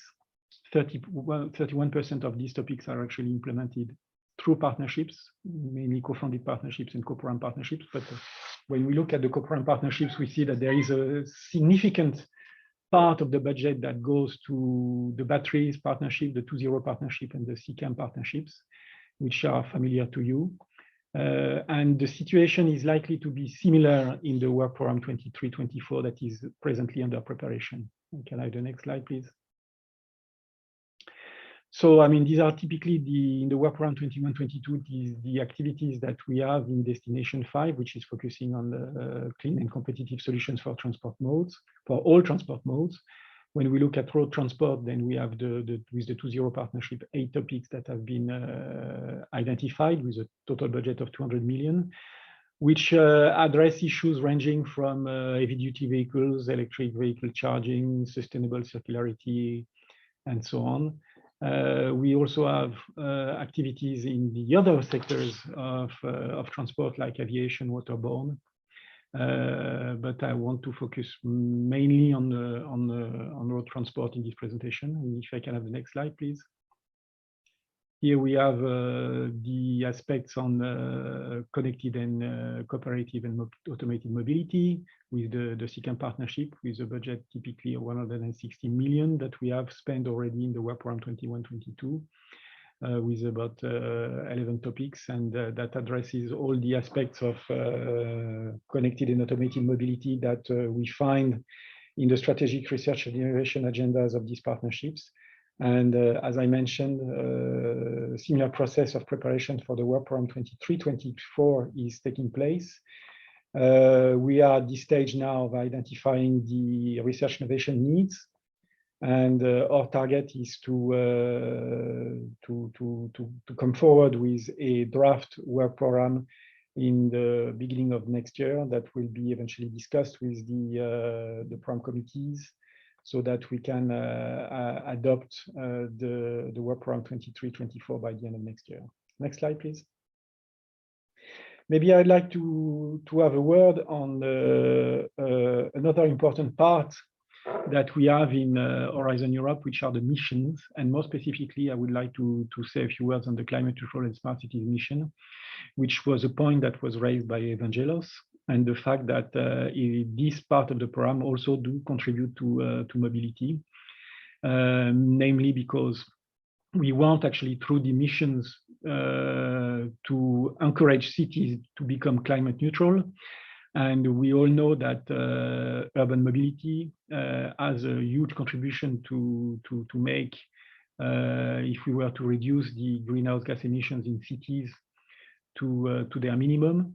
And the approach that the mission is taking regarding the reduction of greenhouse gas emission is a systemic approach, which is fully in line with what we want to do incidentally with the other partnerships, like for instance, the 2.0 partnership, where we are not only looking at the vehicle technology, but we are looking at the vehicles in their environment as a system approach, and in particular, looking at their interaction with the infrastructures. The same goes with the cities mission, where we want cities to actually address the problem of climate neutrality in a systemic way, namely looking at the different sectors in their entirety and not in isolation, and avoid a situation where we deal with problems in silo, looking at mobility, looking at energy efficiency and waste management, circularities, and so on. All these aspects have to look at as a whole if we want the cities to become climate neutral within the deadline that the cities mission has as an objective. And if I can have the next slide, please. The next one as well. Thank you. So for the climate neutral and smart cities mission, the objectives of the mission is twofold. First, to identify 100 cities that will become climate neutral by the horizon of 2030, which is, needless to say, very ambitious, and to use these cities as experimentation hubs to have all the other remaining cities in Europe becoming climate neutral by 2050, therefore, and thereby fulfilling the objective of the Green Deal to have the continent climate neutral by 2050. Next slide. So the mission has officially been launched at the end of September this year. That was followed by a number of events and webinars that we have organized. We have also prepared a number of documents which propose and provide a lot of information to potential applicants. We are targeting explicitly here in the call for expression of interest that we have launched local authorities, but they will have to respond to this call for expression of interest, and by explaining how they want to tackle climate neutrality and how they plan to reduce greenhouse gas emission, and particularly in the sector of mobility, how they want to go about it. This will be something that will be evaluated in the current of next year, after the closure of the call for expression of interest that will take place on the 31st of January next year. And we plan to review these proposals and to select the cities by the end of March, beginning of April of next year. So we have here on this slide a lot of information that has been already published on the website. If I can have the next slide. There is a number of webinars, as I say, that have been organized. You have the link here with the first recording of the webinar that took place on the 1st of October. That was chaired by our mission manager, Matthew Baldwin, that is someone familiar to you, I'm sure. And we have produced quite a number of documents in the meantime. We are organizing now webinars to explain to the potential applicants how they have to submit and prepare their application. And if I can have the next slide, you will find further information, needless to say, on the webpage of the Cities Mission, where you will get the links with the recording of the different webinars and the documents that have been prepared to help cities prepare their application. So this is a component of Horizon Europe that actually goes also beyond Horizon Europe. This is one of the specificity of the missions, is that they are deep-rooted in Horizon Europe in research innovation, but their implementation will go beyond. And in particular, when it will come to addressing the mobility aspects of the strategy that the cities will develop for becoming climate neutral, where they will rely on other European programs, like, for instance, Connecting Europe facilities, but also the structural funds and the Digital Europe programs, for instance, if I want to name a few, as well as contribution from member states and private investors in order to roll out their strategy for climate neutrality. I think that's all I wanted to say from my side. I thank you very much for your attention, and I believe there are some times and there will be opportunities maybe for question and answers. Thank you very much. Okay, thank you, Philippe, for your presentation and also for being available this morning. Thank you very much. And then I would like to introduce our last speaker, Torsten Klimke, head of the unit of DG Move, and his presentation. Welcome. Thank you. Thank you very much. Thanks for the invitation, and good morning, everyone. I will try to not repeat too much of what Philippe has already shared with you, but rather give a bit of the policy, the perspective that is relevant, of course, also for infrastructure investments and for innovation and infrastructure. So in general, as we all know, infrastructure does shape mobility, and we will not have major progress in changing our transport system towards climate neutrality, towards digitalization, more safety, more circularity, if we don't have an adequate infrastructure and a network of using the infrastructure. So we need the infrastructure. At the same time, the infrastructure needs to be adapted to the needs of citizens, of businesses, of our society at large. So it's kind of a full circle. The infrastructure we have influences the transport and the mobility we can have. The transport and mobility we want to have influences the needs we have for infrastructure. And only if we get this whole circle right, we will be able to make the progress that we need. So we know, of course, also that investing in infrastructure, innovating in infrastructure has positive effects on the economy. It creates jobs, but it also enables, of course, trade. It enables mobility, and thus adds wealth and quality of life to us in Europe and beyond. So we have a couple of quite some policy initiatives, but also legal initiatives that are relevant to create the appropriate framework conditions that we need. So next slide, please. Starting from the Green Deal, which is the basis for the work towards climate neutrality.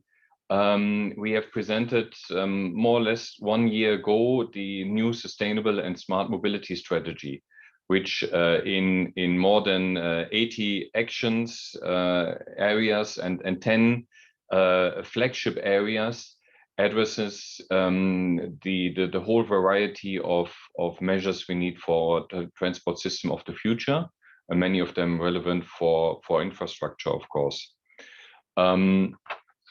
We have the 10T regulation from 2013, which is being reviewed, and actually on Tuesday we will present to you. So on the 14th we will present to you the proposal for the new regulation, together with the Intelligent Transport System Directive, the kind of second last point you see on this slide. So this review will also be proposed and presented on Tuesday. And the third part is the new urban mobility framework. So everything to do with mobility in an urban environment and beyond. Because one lesson learned from the past is that we cannot just look at the cities and at the urban areas in isolation. We need to see them as part of the urban nodes in particular from the 10T perspective, but also their relations to the commuters, to transport between cities, to transport between rural areas and cities. All of them important aspects that are going to be addressed in this part of the package that we will present on Tuesday. Then we have already the alternative fuels infrastructure regulation. The big change from the past is that the directive from 2014 we have proposed to have in a more directly applicable regulation form with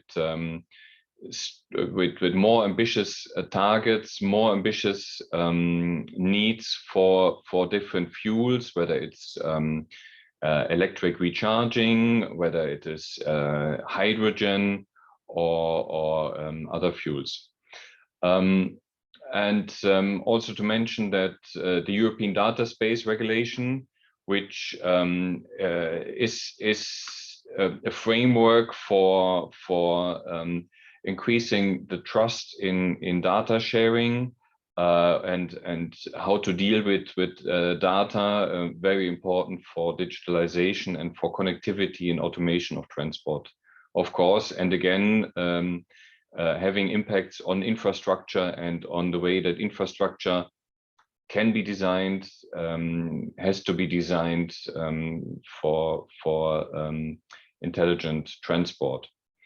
The Intelligent Transport Systems Directive review that I mentioned already, important for connectivity between the modes, but also connectivity between vehicles, connectivity with the infrastructure, and again, with new opportunities, but also new requirements for transport infrastructure and its role in provision of data. And something we can envisage for the next year, end of next year, the count emissions EU regulation. So a proposal you can expect for next year to set out a common framework for calculation and reporting of transport-related greenhouse gas emissions. And this could be applicable both to the passenger and freight sector, and also help with service providers to monitor and reduce emissions and improve the efficiency of services. Again, links to transport infrastructure, of course. Next slide, please. So let's turn a bit to the EU R&I framework programs. Philippe also already explained to you really everything you need to know. But maybe just to kind of put a spotlight on a few aspects, and coming here more from the infrastructure side as such. When you actually count everything together and you use the in particular the TREMIS database, which I really recommend in case you haven't used it so far. If you have used it, you will hopefully agree with me that this is a very good tool to find information on all past projects in transport research, not only on EU level, but also on national level. And furthermore, have some intelligence in there, reports on on the projects, clustering, lessons learned, and I believe you will find some interesting and hopefully for your work relevant information in there, also for the transport research angle. So if we count everything up, then we come to quite substantial numbers here of 1.3 billion over the past 14 years or so. With a new cluster, you've seen the 15 billion. You've seen the examples from the first work program. I won't mention them again. Philippe has already presented them and also mentioned the preparations for the next work program. Next slide, please. Transport infrastructure and climate, obviously very important. And here we go beyond the research angle, but of course we're setting the framework, or we're talking about the framework for innovation, for investment in innovation, and ultimately for creating markets for innovation. So markets for the results of transport research and infrastructure, for infrastructure research and innovation.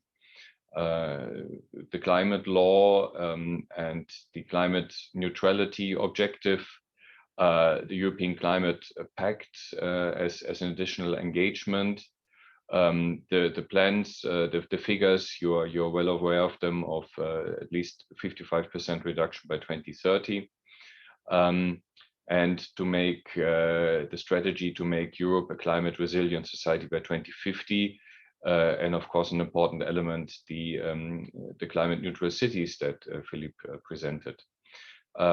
So we see again the links here from the DG Move, or the Transport Policy Initiative, the Sustainable and Smart Mobility Strategy, the TEN-T review, and the CEF program and climate proofing requirements. So CEF as the major financial support instrument along the TEN-T corridors.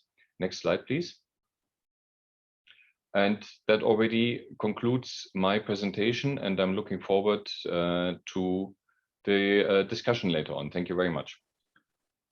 Okay, Torsten, thank you very much for your presentation. And luckily we have some time left for questions. So when we look in the chats,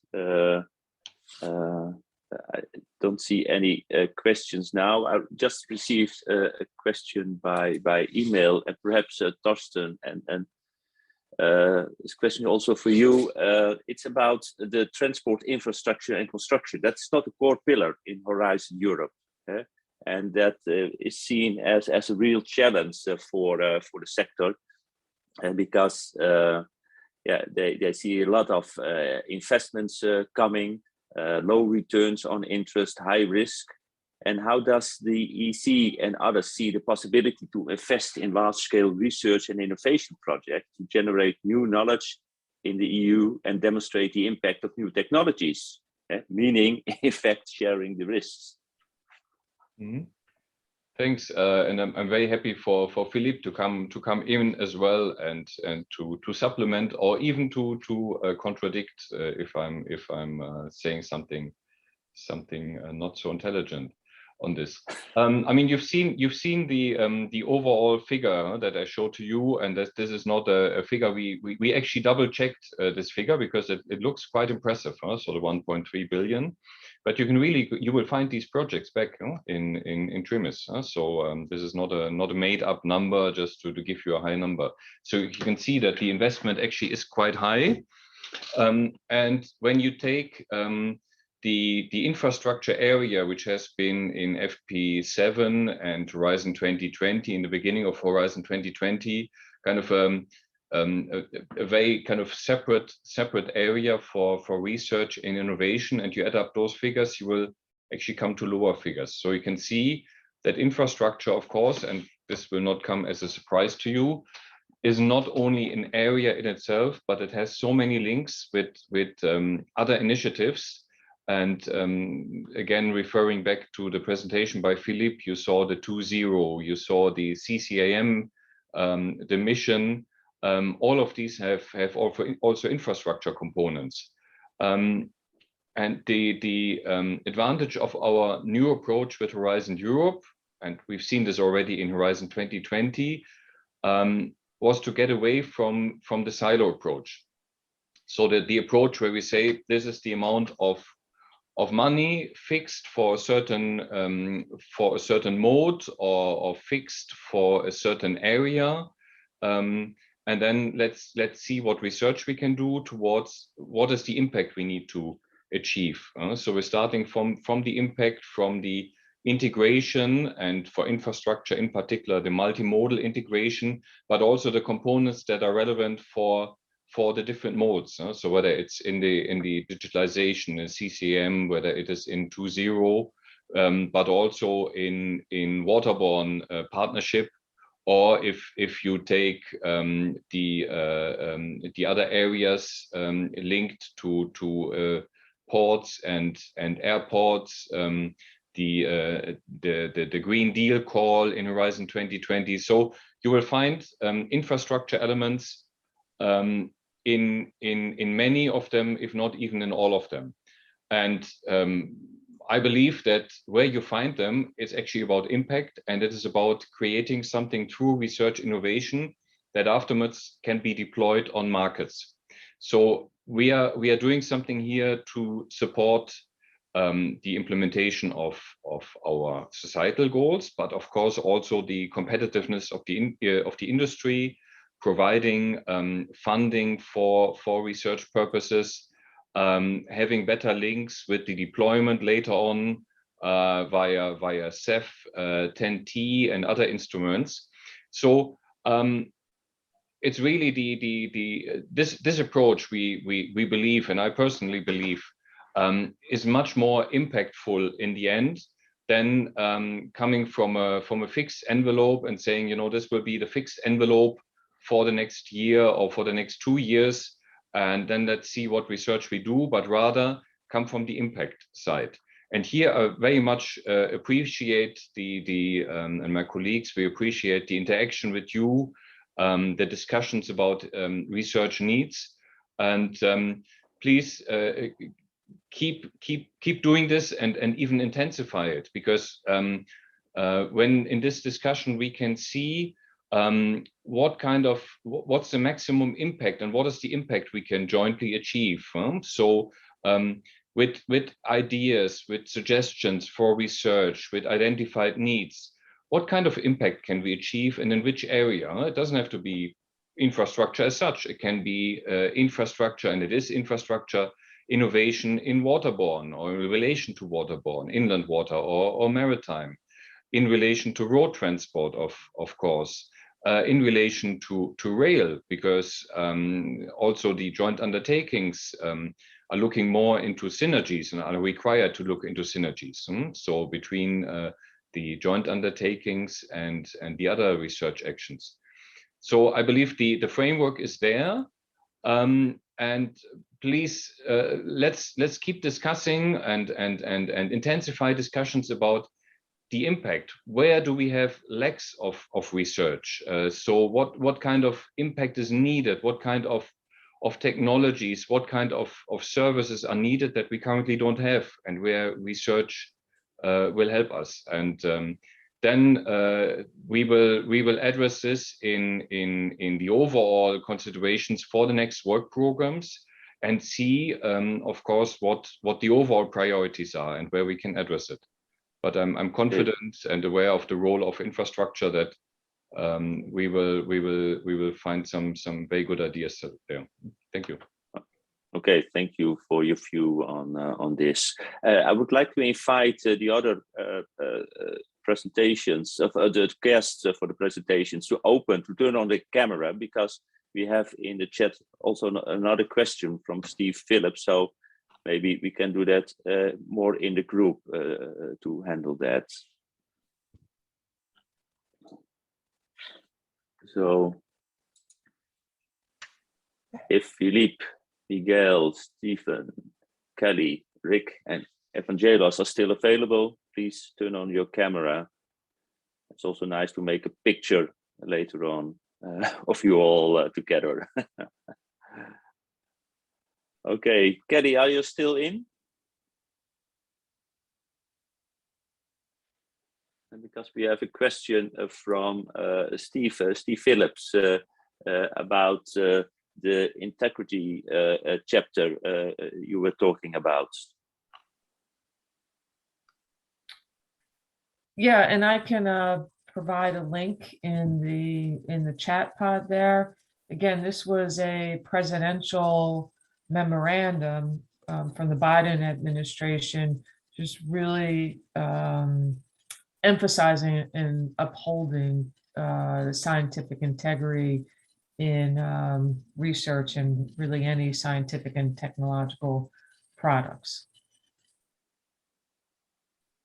Okay, Steve, if you're in, is this does this give you enough basis to have more insight in the discussion, this chapter? Well, thank you, Rena. Yeah, well, I think my question was more about the access to the data, which I think we also heard in other presentations. As I say, you know, I recall previous discussions where FHWA, for example, was setting, I think, from our perspective, from the European perspective, quite tough regulations on any research which would lead to legislation. So basically, so they could defend that legislation in the first place, which I guess this is relating to. And I'm just interested, you know, to see how that's developed.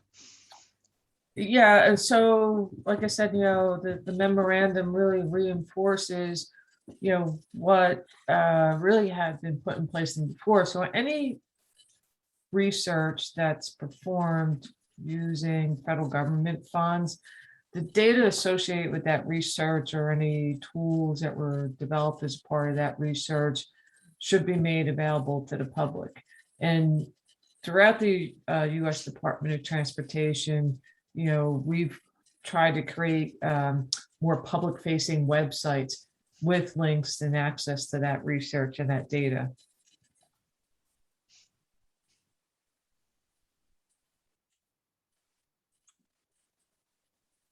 Okay, Steve.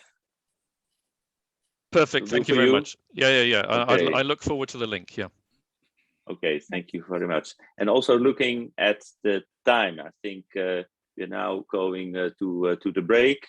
I would like again to thank all participants for being here for your presentations. Thank you again, and have a very nice morning after the break. Thank you. Thank you very much. Thank you very much. 11:45, and we are about to start. Hello, everybody, and welcome to the second part of today's FEHRL conference. We have already heard about what's new in research, and thank you to all the speakers for sharing interesting perspectives and giving us valuable new knowledge. In this roundtable part 2 today, the headline is actually a question: how to better embrace research results. An important question to answer. My name is Marit Brandtzæg, past president of FEHRL, and an interesting title actually. I have my daily work at Norwegian Public Road Administration as head of Department of Legislation and Regulatory Authority. Together in this session, we have six speakers. Warmly welcome to all of you. The six speakers are Marcel Romers, head of unit of CINEA, Patrick Maliak, Secretary General of FEHRL, Steve Phillips, Secretary General of CIGR, Luc Renz, Managing Director of Europave, Anis Julian, Tech Chair in FEHRL, and Vice President, International University of Gustav Eiffel, and Karen van Vlusen, Secretary General of Police. Research has, of course, a value as pure basic research.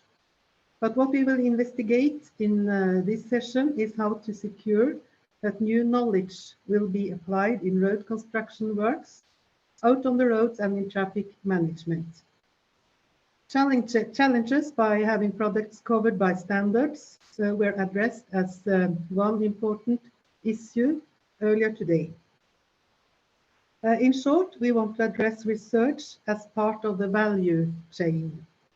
Value here defined as more than lower cost. Value could be improved mobility, more robust data infrastructure, less climate consequences, more sustainable transport systems, and things like that. We will focus the debate on tools available to foster different steps from research to innovation, and from innovation and piloting to industrialization. We will talk about procurement, funding opportunities, and of course, needs and interests. We have approximately 1 hour, and the audience are welcome to give comments in the chat. Please ask if clarifications are needed. And if we have the time, we will open for a discussion after the posts. The slides will be, as in the first roundtable, run from the FEHRL office. So as a speaker, you will have to tell when to switch. Then we are about to start the presentations. So Marcel Romez, European Climate Infrastructure and Environment Executive Agency. You are head of unit there. The digital floor is yours. Good morning, everybody. Greetings from CINEA, and I'm very happy to join this roundtable. Before I will present a few slides on really dealing the subject of this roundtable, as we are new, our agency is new. I want to spend a few minutes on explaining what CINEA is and why we exist and how we are helping stakeholders in supporting the implementation of the European Green Deal, because that's at the core of our business. Next slide. So, as you remember, there was the INEA agency, the Innovation and Networks Executive Agency, and on the 1st of April, we became CINEA, the Climate, Infrastructure and Environment Executive Agency. We have refocused our activities, and we are now purely targeting support to the delivery of the European Green Deal. And this means that besides the traditional programs that we were managing, dealing with infrastructure and dealing with transport and energy research, our portfolio has expanded. But at the same time, of course, we have a very strong basis of past work that we continue, and we continue on the strengths that we have developed. Next slide. So this gives an overview of the programs that the CINEA agency is managing. You are aware of the Connecting Europe facility. You are aware of Horizon Europe, where besides the energy and the transport parts, we are now also implementing the climate part. But there are new programs. The Innovation Fund already came last year. So that's a continuation. This is a very important program with significant amounts of money. And this program helps to put in place innovative technologies and big flagship projects that aim at emission reductions. The LIFE program, you all know, a very old and very well-known program in the field of the environment. The European Maritime Fisheries and Aquaculture Fund, the Renewable Energy Financing Mechanism, and what did I miss? The Just Transition Mechanism, which is a public sector loan facility. Next slide. So overall, we managed during the current financial programming period more than 55 billion euro. Big part of it goes to the Connecting Europe facility to transfer the infrastructure. But on the second place, we see Horizon Europe. The Innovation Fund here is linked with a budget of 7.7 billion euro. However, this is the budget of the Innovation Fund is unpredictable because it depends on the carbon price on the market. And we all expect that this amount is going to increase over the next years. Next slide. So I'm going to now focus on transport research and innovation. And first, I quickly look back at the past. Next slide. So this is basically the result of our work in Horizon 2020, where and it looks at our portfolio on the 31st of March. So when we changed to the new agency, my colleagues working in my unit have evaluated more than 2,300 proposals, out of which 417 projects were selected based on work programs that included nearly 170 different topics. And in total, we allocated an EU contribution of 2.7 billion euro for transport research. And of course, the value of the projects is higher because a number of these projects are shared cost projects where our contribution is less than 100%. The last Horizon 2020 project will start on the 1st of January 2022. So our legacy will continue to be present over the next years. And the last project is one of the Green Deal projects that we selected, that we evaluated early this year. Next slide. So if we look at the total portfolio, we deal with basically all transport modes. And in addition, we have project clusters in a number of thematic areas. You can see that on the thematic area of infrastructure, during Horizon 2020, we have selected 24 projects. The EU contribution for those 24 projects in the dedicated area of infrastructure was 86 million euro. But it is important to keep in mind, and Torsten also already mentioned this, that infrastructure, of course, features in much more areas than only the dedicated infrastructure area. For example, in the green vehicles area, in the urban mobility area, in the waterborne area, in the automated transport and ITS area, in the logistics area. So, and even in the rail, we also managed a few rail projects that were brought to the agency before the Shift to Rail joint undertaking was established. So I think the big message is that infrastructure features prominently, features visibly with in the dedicated area of infrastructure research 24 projects. Next slide. On creating synergies, next slide.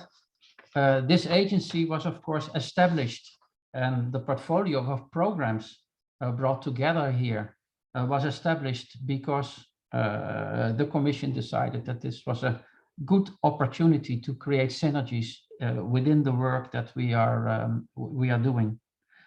Of course, it's important to invest in research of innovation, but you know even better than I do that if this research and innovation is not picked up and put into the market, is deployed, and then further rolled out, then I mean we only do research because we do research, and one may question whether our budgetary authorities would really be interested in providing us the money for this research. So with all the programs dealing with climate, energy, transport, mobility together in this agency, there is of course a good opportunity to create the synergies between the programs, but also to make sure that we develop project pipelines. And when we talk about synergies between programs, between more the research programs and the deployment programs, I think we have to separate two forms of synergies and two ways of how synergies are created. And on one side, of course, you can create synergies top down. And another way of saying it, you can create synergies by design of the programs. And I will explain in the next slide that this program design, work program development is not done. No, sorry, no, you go too fast. Go. Yeah, on slide 9, please. Yeah. So on one side, as I said, creating synergies and project pipelines can go through program development, where you, in the work programs, establish links between programs and between priorities, and where deployment type of programs offer opportunities or pay special dedicated attention to the take-up of research. And on the other side, of course, you can create synergies, you can create links between research and deployment bottom up. And this is something that we've seen also in the last years, where program proposers, so people who submit project proposals, they use the opportunities that exist in the programs to create a logic link between research results and then the further deployment and rollout. So I think when we talk about this developing project pipelines, it can be done by design, but at the same time, it can also happen bottom up. And now we go to the next slide, which is my last slide. I think with this slide, I want to highlight the difference in responsibilities between the Commission and the agency, and also the interaction between programs and projects. The projects that we select and implement, they of course follow the priorities, the political priorities set by the European Commission, which are translated into the work programs that are designed by the Commission and by the member states, with, of course, also interaction with us. But the final responsibility for program design is with the Commission. But then, of course, when we then look at the projects and the project outputs, these projects, I mean, we manage them.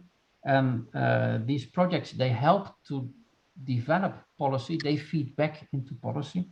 But at the same time, especially if you go to projects at higher TRL levels, they help to implement the policy, for example, through pilot projects and through demonstration projects. This interaction between projects and policy is extremely important for us, and it's also extremely important for the Commission. Perhaps a last comment on the left pillar. This is basically the structure in let's say of how Horizon Europe now works. I want to highlight, this was already mentioned, the partnerships, and then separately the collaborative research. Part of the budget is going directly to these partnerships, or is translated into work program topics for co-programmed partnerships. And then for the rest, we have a number of areas where collaborative research takes place, so where the Commission works with other stakeholders in defining the work program. That's everything that I wanted to say as a kind of an introduction from my side.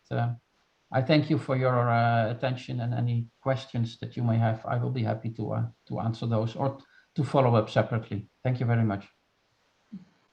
Thank you, Marcel Romers, for your presentation. We all know more about CINEA and your programs, and not at least about creating synergies.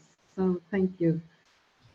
We step to our next speaker, Patrick Mariac, the Secretary General of FEHRL.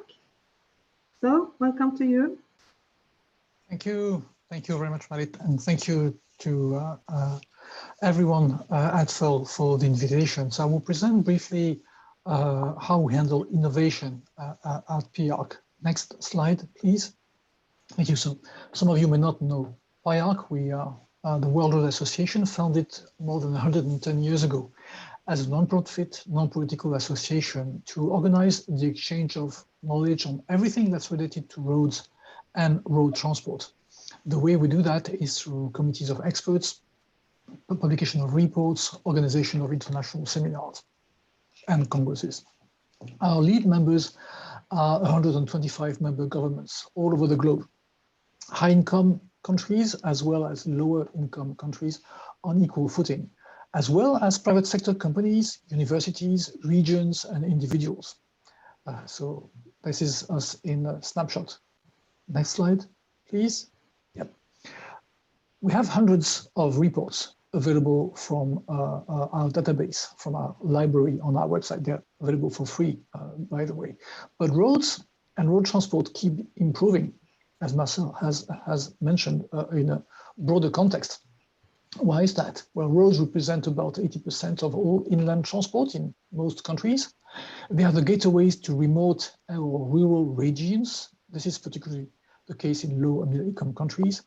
And roads are key for equity, inclusivity, and accessibility. And roads are ready to support sustainable and low carbon developments. If you hear about shared vehicles, about electric vehicles, about Uber taxis, about e-scooters, those all need roads. Roads are here to stay. And as a result, and in a nutshell, roads can help reach sustainable development goals. This is why our work is ongoing on a wide range of topics. So how do we handle that? Those topics are notified in order to serve the needs of our members and of the road community. The work is conducted mainly through volunteers who work in technical committees or task forces, and they are officially appointed by our member countries. Next slide, please. Thank you.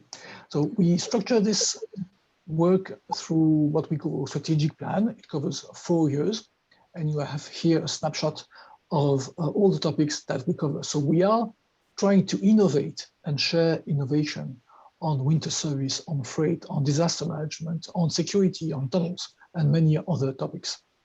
Next slide, please. Next slide. So where is innovation in our current strategic plan? So when we developed it, our members decided that this plan should not only be a rolling plan of activities led by the needs as expressed by experts. It should reflect megatrends, including those that go beyond roads. And the plan also places roads in the context of the global transport system. For the period that goes from 2020 to 2023, a number of cross-cutting issues have been identified and are addressed, hopefully, by PIARC. And they are climate change, resilience, road safety, and innovation. Those 4 topics can be found throughout our plan of activities. Next slide, please. For example, if you look for innovation or related words in our plan, it appears more than 60 times. And you have here highlights of activities on which PIARC tries to innovate or to identify innovations and handle them, package them, compare them, and so that they can be shared with the broader road community. I would just name a few: technical solutions for paved or unpaved roads, emerging technologies for freight, electric road systems, which is a task force that we created just a year ago, or innovative pavement maintenance and repair strategies. Next slide, please. We even innovate at the level of the overall strategy. We have recently decided to promote gender inclusion diversity more intensely. We have more committee members or chairs and secretaries who are women nowadays, but we want to reinforce this. So we will develop a strategy and we'll present it to our General Assembly, which is our council, for approval later in 2022 and 2023. And without waiting for this, we will implement quick action activities, such as a webinar that we organized within PIARC members just last week. Another example of innovation is how we work with low and middle income countries. They are one of our priority areas. But earlier this year, we conducted a thorough analysis based on data from the last years. And we found that even though we're working well, that those countries' involvement in PIARC is stable, but we could do more, at least because their involvement is lower than high-income countries. We have identified many improvement areas, and we will analyze them further, such as targeted promotion with these countries, focusing more on previous reports, and also maybe training courses, but that's for another day. Next slide, please. We also were able and had to innovate when the COVID crisis struck. And of course, I'm aware of many people today in the room who have joined some of our webinars, including Karen from Police. We published a report a year ago that details all the lessons learned from the crisis. So it doesn't look like research or even innovation, but finding a best practice or even a problem and sharing how it was handled from one country to all the other countries in the association. That's very efficient and really helps everyone save money and time. So we do qualify this as innovation. Next slide, please.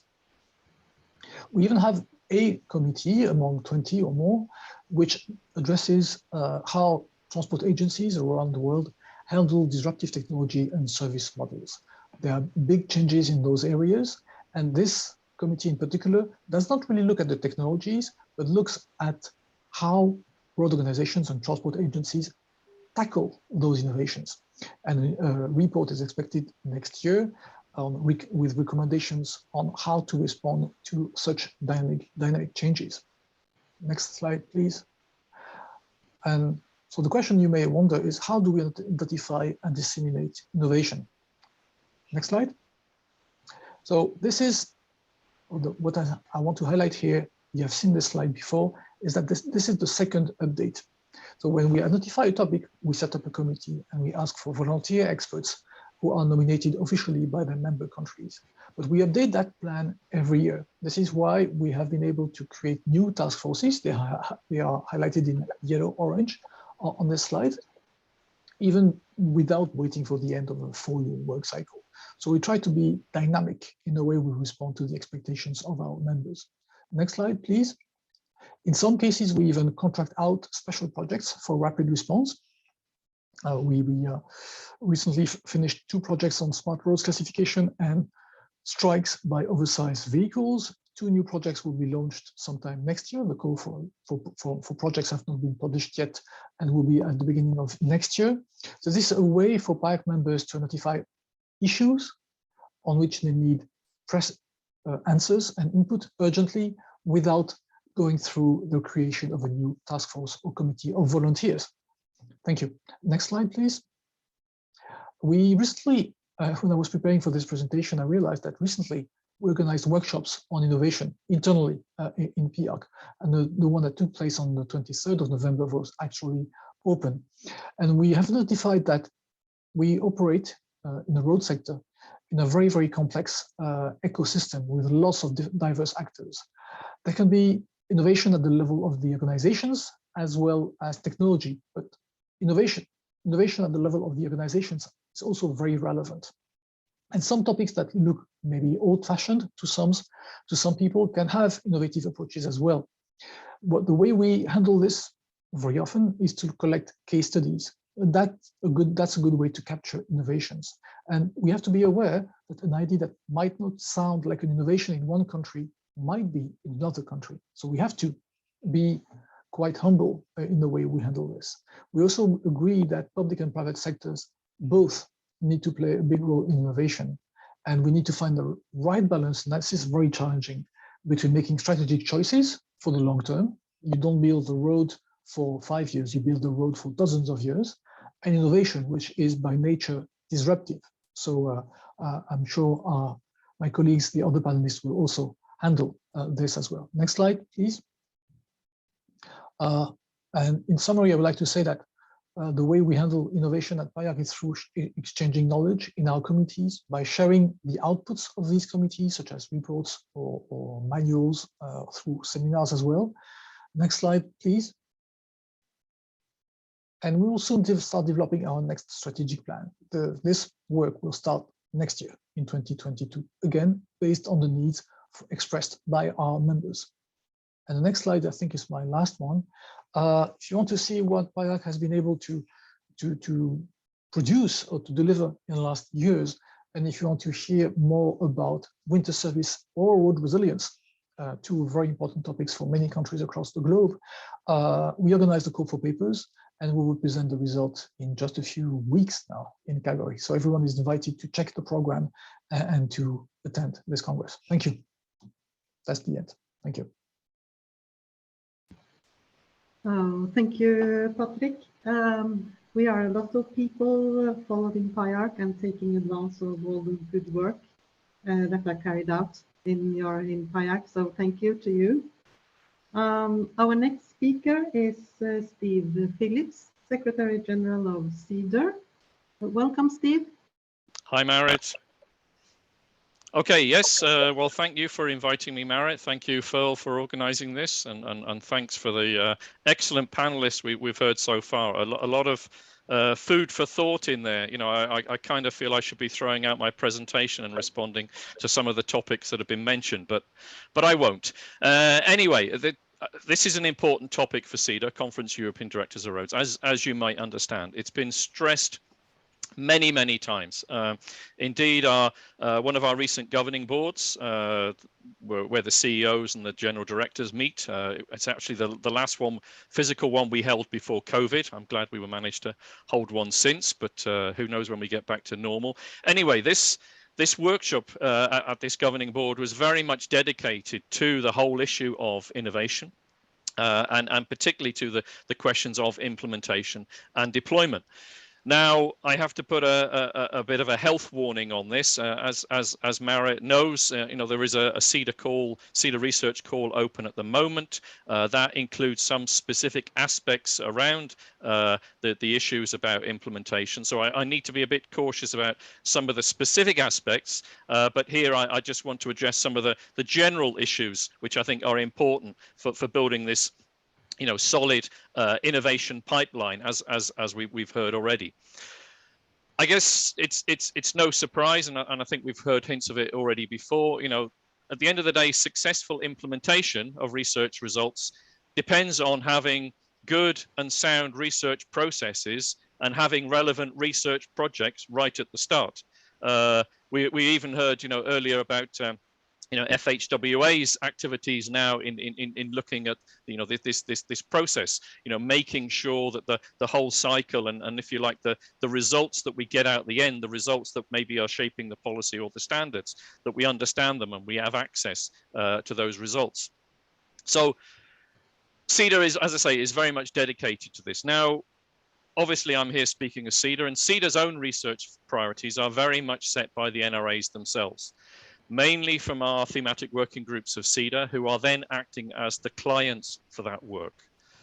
Demand-driven is a term that's very much in vogue and describes this ambition for the NRAs and their key suppliers and partners to develop a stronger dialogue on shared need. And we heard some examples of that earlier, for example, from Stefan Neugebauer, from Miguel. If we develop that shared demand-driven research, then the research community then has much clearer priorities, much clearer objectives at which to respond with those specified needs. Now, again, I think, you know, the example of the new EU CCAM partnership, you know, the Cooperative Connected and Automated Mobility Partnership, is one example of this. And I think, you know, already builds on the strong and I hope growing collaboration between CEDAR and ACEA and its automotive partners to better define this topic. But in that, and I think, again, we heard hints of it earlier, one of the challenges we have, it's very easy to set, you know, strong common research challenges. It's another question to then define the route to deployment. And this is where we are constantly banging up against issues around antitrust, anti-cartel legislation. Now, clearly such legislation is needed, but sometimes, you know, when we are trying to engage in a discussion with you know, a sector-wide body of how are we going to roll out this implementation, it's often very much the case that then they will quite legitimately not hide, but they will be reluctant to engage in some of the discussions that we really need to have. So that's one of the issues I think, you know, we really do need to look at a European level. Now, we've also heard, you know, very much about the best value for money, and it's a constant theme that comes up. I think many of you will know in our own internal processes, we now in a situation where we publish the DAWNs, the description of research need for our own research projects. We publish those as early as possible. That is a wish from our side to allow all the potential bidders to give them a heads up that this is coming, to allow them better time to prepare their proposals, and then hopefully result in better proposals. So again, this fits into this narrative of we want you know, stronger and clearer research projects. Dissemination, I think, you know, we've heard a number of key elements on that. You know, I always remember, you know, discussions, you know, with US colleagues about where, you know, is dissemination part of the research or is it part of the deployment? And we often have this, you know, it sits in a no man's land sometimes in between. And it is, but it is very much a key focus for CEDA. Now, we are reviewing our dissemination practices, and obviously, you know, from the CEDA perspective, we really now want to focus this on our working groups and our key bodies. As I said, they're the clients, they have to be the main audience for that. Of course, that doesn't mean that we're not reaching out to some of our key partners, and we've heard from Patrick, and I hope that our discussions on collaborating on road safety, for example, should be stronger.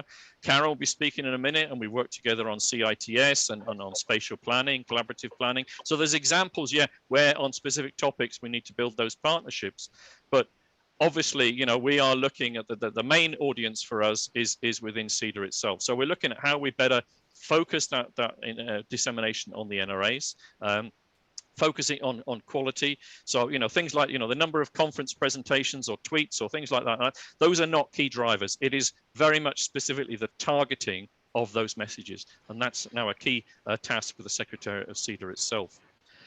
We also heard earlier, you know, Evangelos was talking about issues around, you know, the possible duplication, and certainly this is something that our governing board has picked up and asked for a specific focus on this, making sure that we are reducing duplication between, you know, the public funding, whether it be at the national level, the CEDA level, or the EU level. We need to be ensuring that money is not spent twice. Now, clearly we understand that research organizations quite naturally should be and have to be submitting their ideas for more than one funding body at a time. But in the future, we will have to have a stronger ability to reject proposals or reevaluate projects where it's clear that funding is, you know, dual funding is being carried out between different projects, and how we manage that process in the future. Miguel also mentioned the challenges of public procurement, and I will come back to that in a minute. But certainly, I think, you know, we're already taking some of the opportunities now of looking at our own procurement processes. So some of you will know that we've included new requirements in our research projects around road safety. Now, we've been trying for many years to get this better recognized at an EU level, and that road safety should have a bigger role in public procurement. Well, we hopefully maybe are starting an example. We have to start with ourselves by setting higher you know, road safety requirements on the contractors who are working in our projects. And we are also now, you know, we're looking at, well, what other, you know, now there's an appetite for setting these requirements. What else can we be looking at? One of the key topics that we're looking at now, and has been discussed very recently, is we're looking at the whole question about integrity issues. So that, again, that builds on what we've heard from FHWA, but perhaps goes a bit broader.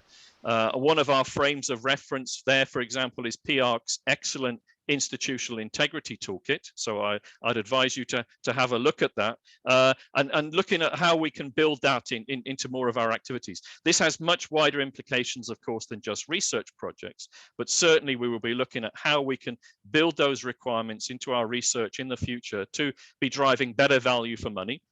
And again, going back to what you said, this is not about the lowest cost research. This is getting the best value for money out of that research, and ensuring that, you know, that we're not having you know, wasteful practices or other things in the research.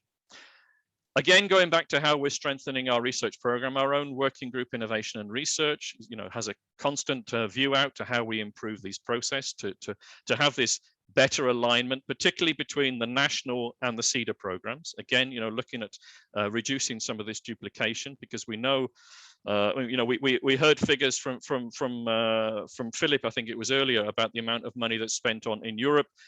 Our own research shows, more than that is just being spent by the national road authorities, and they're not even the research organizations. So the national road authorities are spending easily a similar amount of money on our key topics, but we're still not coordinating enough and drawing the links between those different activities. So we will be reaching out in the very near future to the national research providers. We're looking for their input about how we can better improve our processes, how we can understand the challenges in responding to our calls, how we can improve this cooperation between the nationally funded research and the EU programs. And we're also looking at how we can ensure the widest range of suppliers with the best players from both public and private sectors, as Patrick eloquently said earlier. In this also, our governing board is also saying that, we're looking at more flexibility in the funding instruments. So we're looking to tailor the research to the need, and not the need to any kind of fixed research model. So we need a broad toolkit of different tools. Again, going back to the life. And you have to conclude. Sorry. It's very interesting to listen to you. Okay, all right. I'll be quick. All right, well, yeah, just very quick. So we need to look at the life cycle. We need to look at the valley of death. For a long time, that's been talked about. Between research and deployment, we heard TRLs in both CEDA and EU projects. But it is becoming more obvious, I think, that the valley of death often lies after those projects. So just if I can, a quick example of the CEF projects at the moment, they're very, very important, but they are just projects. And too often the deployment then doesn't lead to the longer term uptake. So again, just a quick one, some of the scars that we've received recently, for example, the delegated act around CITS, or the current frequency grab on CITS and ITS, and 5G. These are issues. These are issues where we've already seen deployment of over €500 million of CITS technology across Europe, but it's under risk because of this lack of some of the joined up legislation that we need to roll this forward and the activities we're moving forward.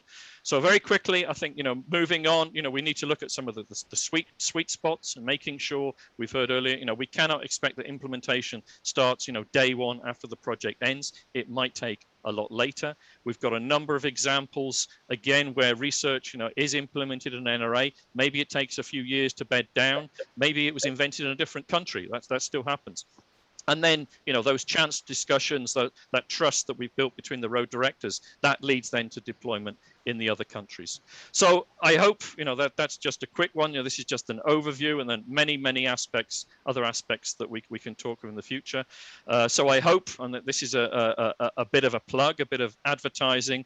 I hope that we can come back and we can talk about all of this when we meet in TRA in Lisbon next year, and I'll see you all there. Thank you. Thank you, Steve. Of course, we will come to the TRA. And I'm happy to hear that you so strongly underline that that innovation depends on research and research processes. So thank you for that one. We have to hurry. It's on our next speaker is Luke Renz, Managing Director of Europay. So the digital floor is yours. Yes, thank you, Mrs. Brandsing. So I am Luke Renz, Managing Director of EUPAVE, which is the European Concrete Paving Association. So let's say the colleagues of the European Asphalt Paving Association. We work together in some fields. However, we have our own objectives, which are, of course, the promotion of the contribution of cement and concrete in European transport projects. And indeed, also the dissemination of technical know-how and the promotion of innovation are in our mission statement.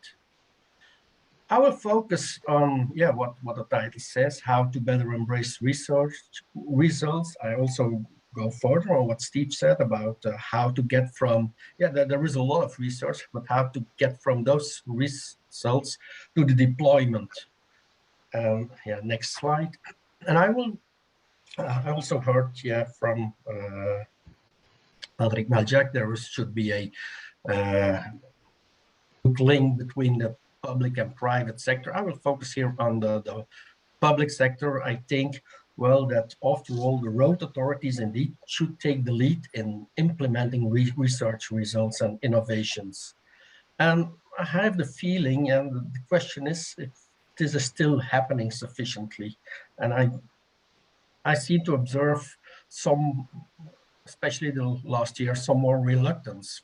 And I guess for several reasons, which can be a risk for failure, standards and regulations, which are so important for the quality of our construction products, also for the way how to build, but sometimes they can be a barrier. And then, yes, of course, the price, always the price. I've also heard other arguments like the antitrust. So I will say a few words about these points and how I think we can overcome this reluctance. Next one. So the risk for failure. Well, during the research, the results always seem fine, they're nice, but going from the lab to the work site is quite a difficult transition, and there is no guarantee on success. Sometimes it works, sometimes you have failures. And today, we all know that every failure made by a authority, by a government or whatever, well, they are noticed by the citizens and they are criticized on social media. So it already gives a bad image. And I have the feeling that sometimes the road authorities are really scared to implement innovations just because of this risk of failure. Where in the past you more so the design for innovation, so a policy of innovation.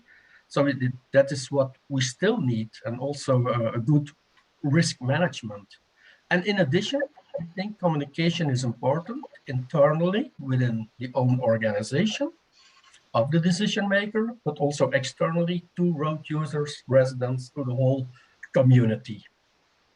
And in the photo, I show an example of a very ambitious trial section that we had with the use of recycled concrete aggregates, and where we had early age damage. So it can happen that sometimes a failure will occur. Next one. Then the standards and regulations, as I already said, which have obviously their importance, but sometimes the results of research and development, they go beyond the limitations set by these standards. They go further than the actual design rules. And then it is difficult to create a transition from this new non-standardized product or a working method, whatever solution, to a well-accepted and standardized solution. That's a big barrier to overcome. So we do need those full-scale projects, and I think also a good follow-up already during the research, but also during test sections, projects, and a good monitoring afterwards. For which often, it's nowadays I see that it's difficult to find the people and the money to do this monitoring after a test section has been built. Next. And then, yes, of course, the price. Innovative solutions, sometimes and often, are they more expensive than the traditional ones. So you need the money, the budget for a short-term investment, and while possibly the benefits are on the long term, or sometimes the benefits are simply difficult to quantify. So funding is needed because there is more funding for research, but often there is a lack of budget to implement the results in practice. So that is important. In the first presentation by Mr. Romers, I saw, for roads, there were about 10 out of 417 projects for roads, so something like 2%. So it's not easy to find the budget for this kind of project. Next one. And also, of course, yeah, if you want to take into account the long-term benefits, you should take a holistic approach. For instance, a life cycle cost analysis, which is recommended by the Green Public Procurement criteria and rules.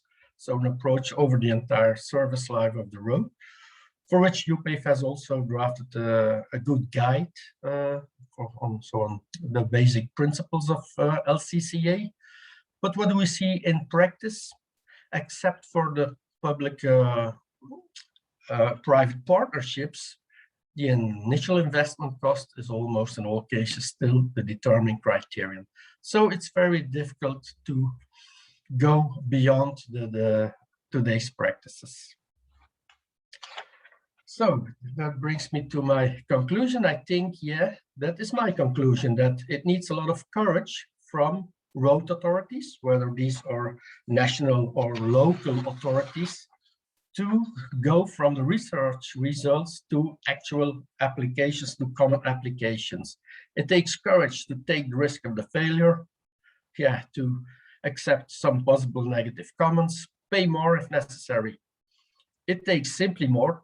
It is a matter of responsibility. Someone has to take up the responsibility to dare to use the results of research and put them into practice instead of shifting responsibility to someone else. So with this brief statement, maybe I hope it's a little provocative so that we can have some discussion afterwards. Thank you all. Thank you, Luc, and thank you for addressing the risk factors, standards and regulations. And also mentioning this group of people called the others. So thank you. Our next speaker is Anis Shedian. Anis, we look forward to your presentation. Happy to have you here. Good afternoon. Can you hear me? Yes. Okay. So my presentation is about how researchers at Gustav Eiffel universities can use the national pathways to innovation that we have here. And at the university, in fact, the innovation is considered by a vice presidency and a team who is presented in the center of the slide here. So when you are a researcher and you want to go from research to innovation, you always have these teams who is helping you. Next slide, please. Before going in some more details, just a look at Gustav Eiffel University that was created 2 years ago, and with half of research people and staff coming from FEHRL, so dedicated to transport activities and part of them to infrastructures, as you know. So innovation is here in quite all the missions of our universities, because we are dedicated to initial and lifelong education and training, promoted professional integration with a huge implication in apprenticeship, research and innovation, of course, international cooperation, open science to society, and a special vice presidency dedicated to public support policies. The other characteristic point is that we have several campuses split over France. And next slide, when you think about innovation, you think you are embedded in a kind of national landscape. Next slide, please. So this landscape, looking at our cities and campuses that we have at FEHRL, is not homogeneous on the territory and very significantly linked to intelligence strategies that are held by Europe, and also connected to transport and more or less in some campuses activities focused on infrastructures. Next slide, please. So we have about 3,500 apprentices and 500 PhD students who, of course, can also apply from their research project to innovations. And we have 1,200 academics that part of them can apply to innovations. And finally, in our activities, we have we have had a lot of European projects that can lead us to innovation with partners. Some are on the excellence pillar, but not only, some others are on the societal challenges pillars, and we cover all degrees. And our main focus during this merging is that we are working on transformation and sustainable adaptations of cities and territories. Next slide, please. So we are also connected to the mission. So here is the French countrysides. Gustave Eiffel researchers would like to face, depending on where he or she is. So if you look at the left side, you have our campuses, and in some of our campuses, the research laboratories are connected to the other universities with common structures. And in some universities, you have a vice presidency for maybe, let's say, innovation, taking care with it. And in others, we have affiliates. But in any case, in your campus, you can find technology transfer acceleration corporations that helps, you remember, the team helping the researchers to what? To invest on research results and to go to a product or services, to protect this invention, to transfer it, and to go to entrepreneurship. So this is the middle column. And now then the researcher can also have the help of an incubator to get support to develop starters on innovative projects. I believe that we had about 20 of these during the 10 years of ISTAR, and 2/3 of these researchers moved into the startup. So there is a way to move from research to innovation in terms of long-term activities. We also have competitive pole and clusters on the right side that can build together research and innovation projects at a national level, and finally technological networks. Next slide, please.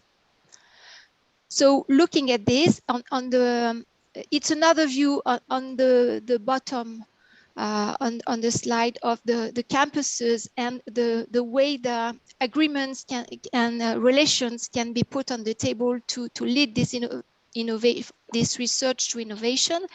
So in some kinds you have contracts or affiliates, agreements, or mandates. So now in the French activities, and depending on the government decisions, so from this technological overview, we have moved very recently, looking at the priority research programs and equipments, to demand-driven, more or less like this, innovation, and to create or to develop research to remove scientific barriers and develop solutions for citizens and local authorities. That's why our government launched several strategies, and we are involved in 2 of them that are on the top here on the slides, and which are focused on how connect citizens and societal needs to research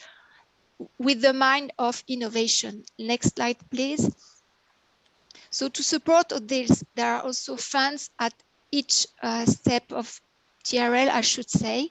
So focusing on universities on the left side, the internal incentives are dedicated to research every year to help researchers to go in this methodology research to innovations. We also have about 50 kilo euros project of prematuration, and then the funds of all the landscape activities that you have seen may provide higher level of funding support, for instance, for startup factory. Next slide, please. So you can see that this can be helped and funded in many, many ways. The thing is that researchers really do need to be convinced and helped, because it's a very complex sphere and not their real sphere. So finally, it's my conclusion, we can apply, researchers can apply everywhere in France to get funds or have some support. And of course, European project can lead to this in any case. Thank you for your attention. Thank you, Anis, and thank you for adding some more perspectives to our discussion. Okay, then our last speaker is Karin van Klusen, Secretary General of Police, and you have your 10 minutes, even though it's 12:42. So the floor is yours. Thank you very much, Marit, and thank you for inviting me as well. So I'm Karin van Klusen, and I represent the Polis Network, which is a European network of cities and regions working together on sustainable urban mobility and innovation. So we have innovation in our DNA. And while our membership is essentially public sector, so cities and regions with some associated members, including FEHRL University, for example, we reach out a lot to the industry as well and to the research sector to together see how we can shape innovation. And what is very important in that respect is indeed that from the perspective of cities and regions, that innovation should be driven by policy goals and ambitions. Next slide, please. And ambitions are high on the European level, but also on the local and regional level. If we look at what is on the table of the European level, this obviously is going to have a lot of impact as well on the local level, whether it's about climate neutrality, automation, electrification, or improving the safety of our roads. And that includes, of course, the safety in our city centers.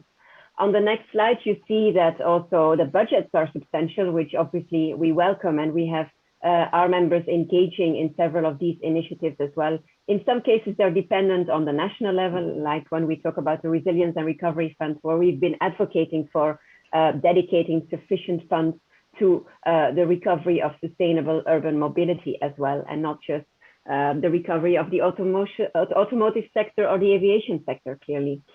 Now, moving on to the next slide, I would like to make a point which is also very much related to what Marcel Ramos was talking about, for example, how to create these synergies between policy ambitions and goals on the one hand and research and innovation on the other hand. Research and innovation are a means to an end for our cities and regions and should help them to reach the ambitions and policy goals that I was mentioning. And for us to be able to reach those goals, we also really need to adopt a systems approach on the local level and a mix of measures that ideally tick several boxes. Measures that are good for improving air quality, that are good for improving road safety, that are good for decarbonization, and also for reducing congestion. And if we want to bring all these different challenges together, we need a policy that puts modal shift away from the private car at the heart of such an urban mobility ecosystem.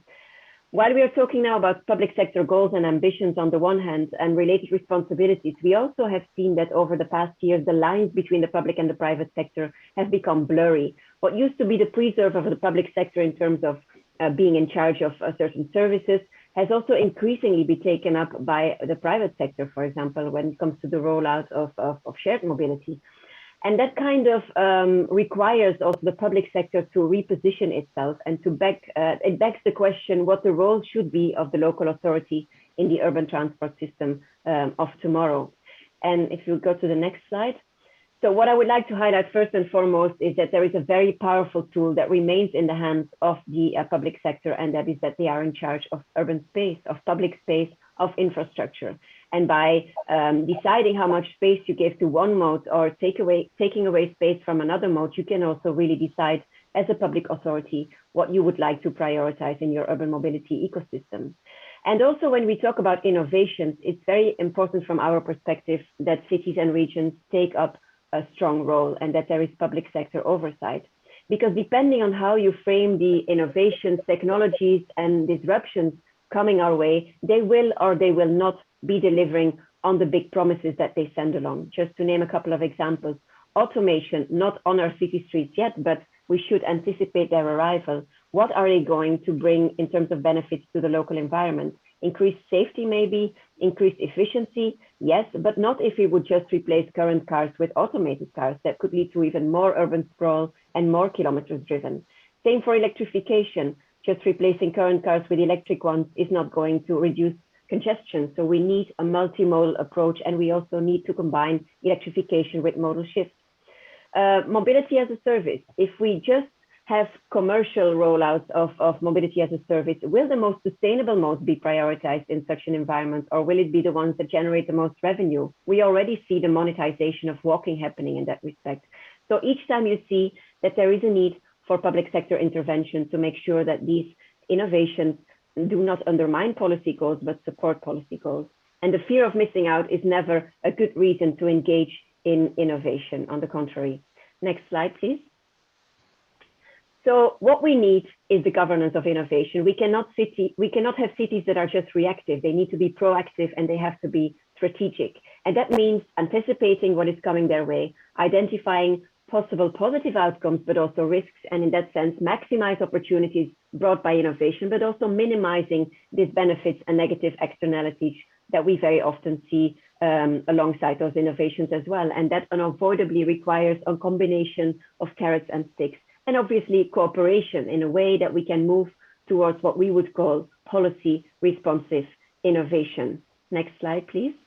What we also need at the same time is not just the governance of innovation, but also the innovation of governance. We need our governance systems to become more agile, to factor in potential disruption and uncertainty and unpredictability. So we need our regulatory framework to become quicker and more agile. And we have seen during this pandemic that public sector entities and stakeholders can also be fast when they are under pressure. So in order for cities to deliver on the ambitions, because they hold many of the keys when we talk about the big transport transformation that needs to happen, in order for cities to be able to deliver on those ambitions, they also need to be empowered by other levels of government, national and European. But also we need to make sure that we find ways to inject research and innovation outcomes into local policy. And that's why we need solutions to be policy driven, and why cities are mostly interested as well also in research and innovation that is already close to deployment. But we will have to explore, for that matter, new forms of public-private sector cooperation and partnerships, but also equally important, develop new skills. And I will be coming back to that. Next slide, please. So how do we bridge the gap? Well, the fact that clear policy goals and targets are being put forward, and that Horizon Europe is essentially about mission-driven innovation, is very helpful, and it reduces the gap between research and innovation and deployment, and creates a kind of continuum across the way. We also very much would like to stress the importance of continuing action-oriented research, such as we have seen and continue to see in the Civitas program, which has been taken forward across the different framework programs for many years now. And we would also like to stress in that respect that when we talk about innovation, we're not just talking about technology. We're also talking about how you are innovative in the way you shape your policies, how you are innovative in the way you involve citizens, and how you're innovative in the way you manage urban space, for example. So this is really also what has been at the heart of the Civitas initiative. And cities are happy to be test beds for more hardcore prototypes and pilot activities. But how do we build a legacy beyond funding? This remains a question mark. And it's something that was also mentioned by Steve earlier. And in that respect, I would like to stress the point that cities are not at the end of the chain. Next slide, please. What is really instrumental is that cities are being involved from day one in the creation of new solutions, and that we make sure that those solutions respond to problems or to actual needs. What we still see happening very often is that proposals are being developed by the research and the industry sector, and then at the very end of the chain and close to the deadline, they are looking for pilot cities to become involved. That means that, first of all, cities don't have a lot of time to respond, but also that means that the solutions that have been discussed and the research ideas that have been put on the table have not been co-created with the cities, and that might lead to products that no one is looking for. What also is important when we talk about the outcomes of projects are practitioner tools, policy recommendations. They are key in making sure that research results don't remain in a book on a shelf. And in that respect, we would also like to stress that the exchange of best practice and peer-to-peer exchange continue to be very important also in the framework of research and innovation projects, as well as replication, upscaling and transferability to create a legacy and to go beyond that small group of pioneer cities and reach out to that much bigger group of early adopters and late adopters afterwards, And that's why, for example, it will be so important for the 100 climate neutral cities initiative to go beyond indeed those 100, as Philippe Brassard was mentioning, and reach out to that much bigger group, which is out there and should not be left behind. And finally, to conclude, I would like to come back to the point of knowledge management and skills that need to be developed. There is a big divide sometimes between the skills within the public sector and the ones in the private sector. And we've seen that, for example, through a survey that we had earlier this year on data intelligence. And finally, to conclude, mainstreaming innovation beyond the actual funding and beyond the actual projects, I think there's an instrumental role to play for networks such as FEHRL and such as Polis, who also already cooperate through several projects and will continue to do so on a more structural basis.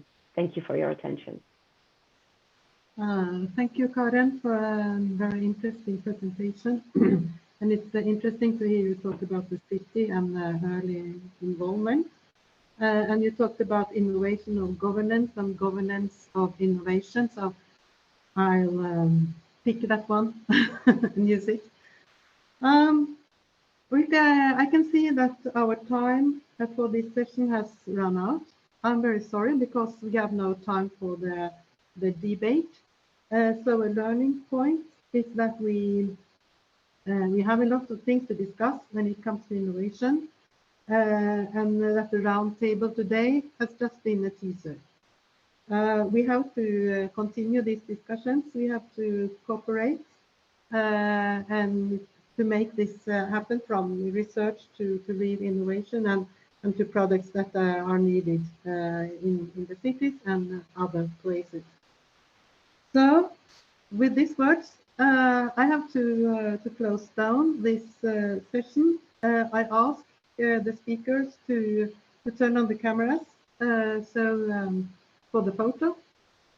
And then thank you to all the participants and welcome back tomorrow for the sessions that will be held by FEHRL and FEHRL 21 today. So thank you for today. Thank you for the invitation. Thank you. Thank you. Bye, everybody. Bye. Bye, everyone. Bye. Bye. Thank you. Bye, everyone. Bye. Thank you. Bye. Thank you. Bye-bye.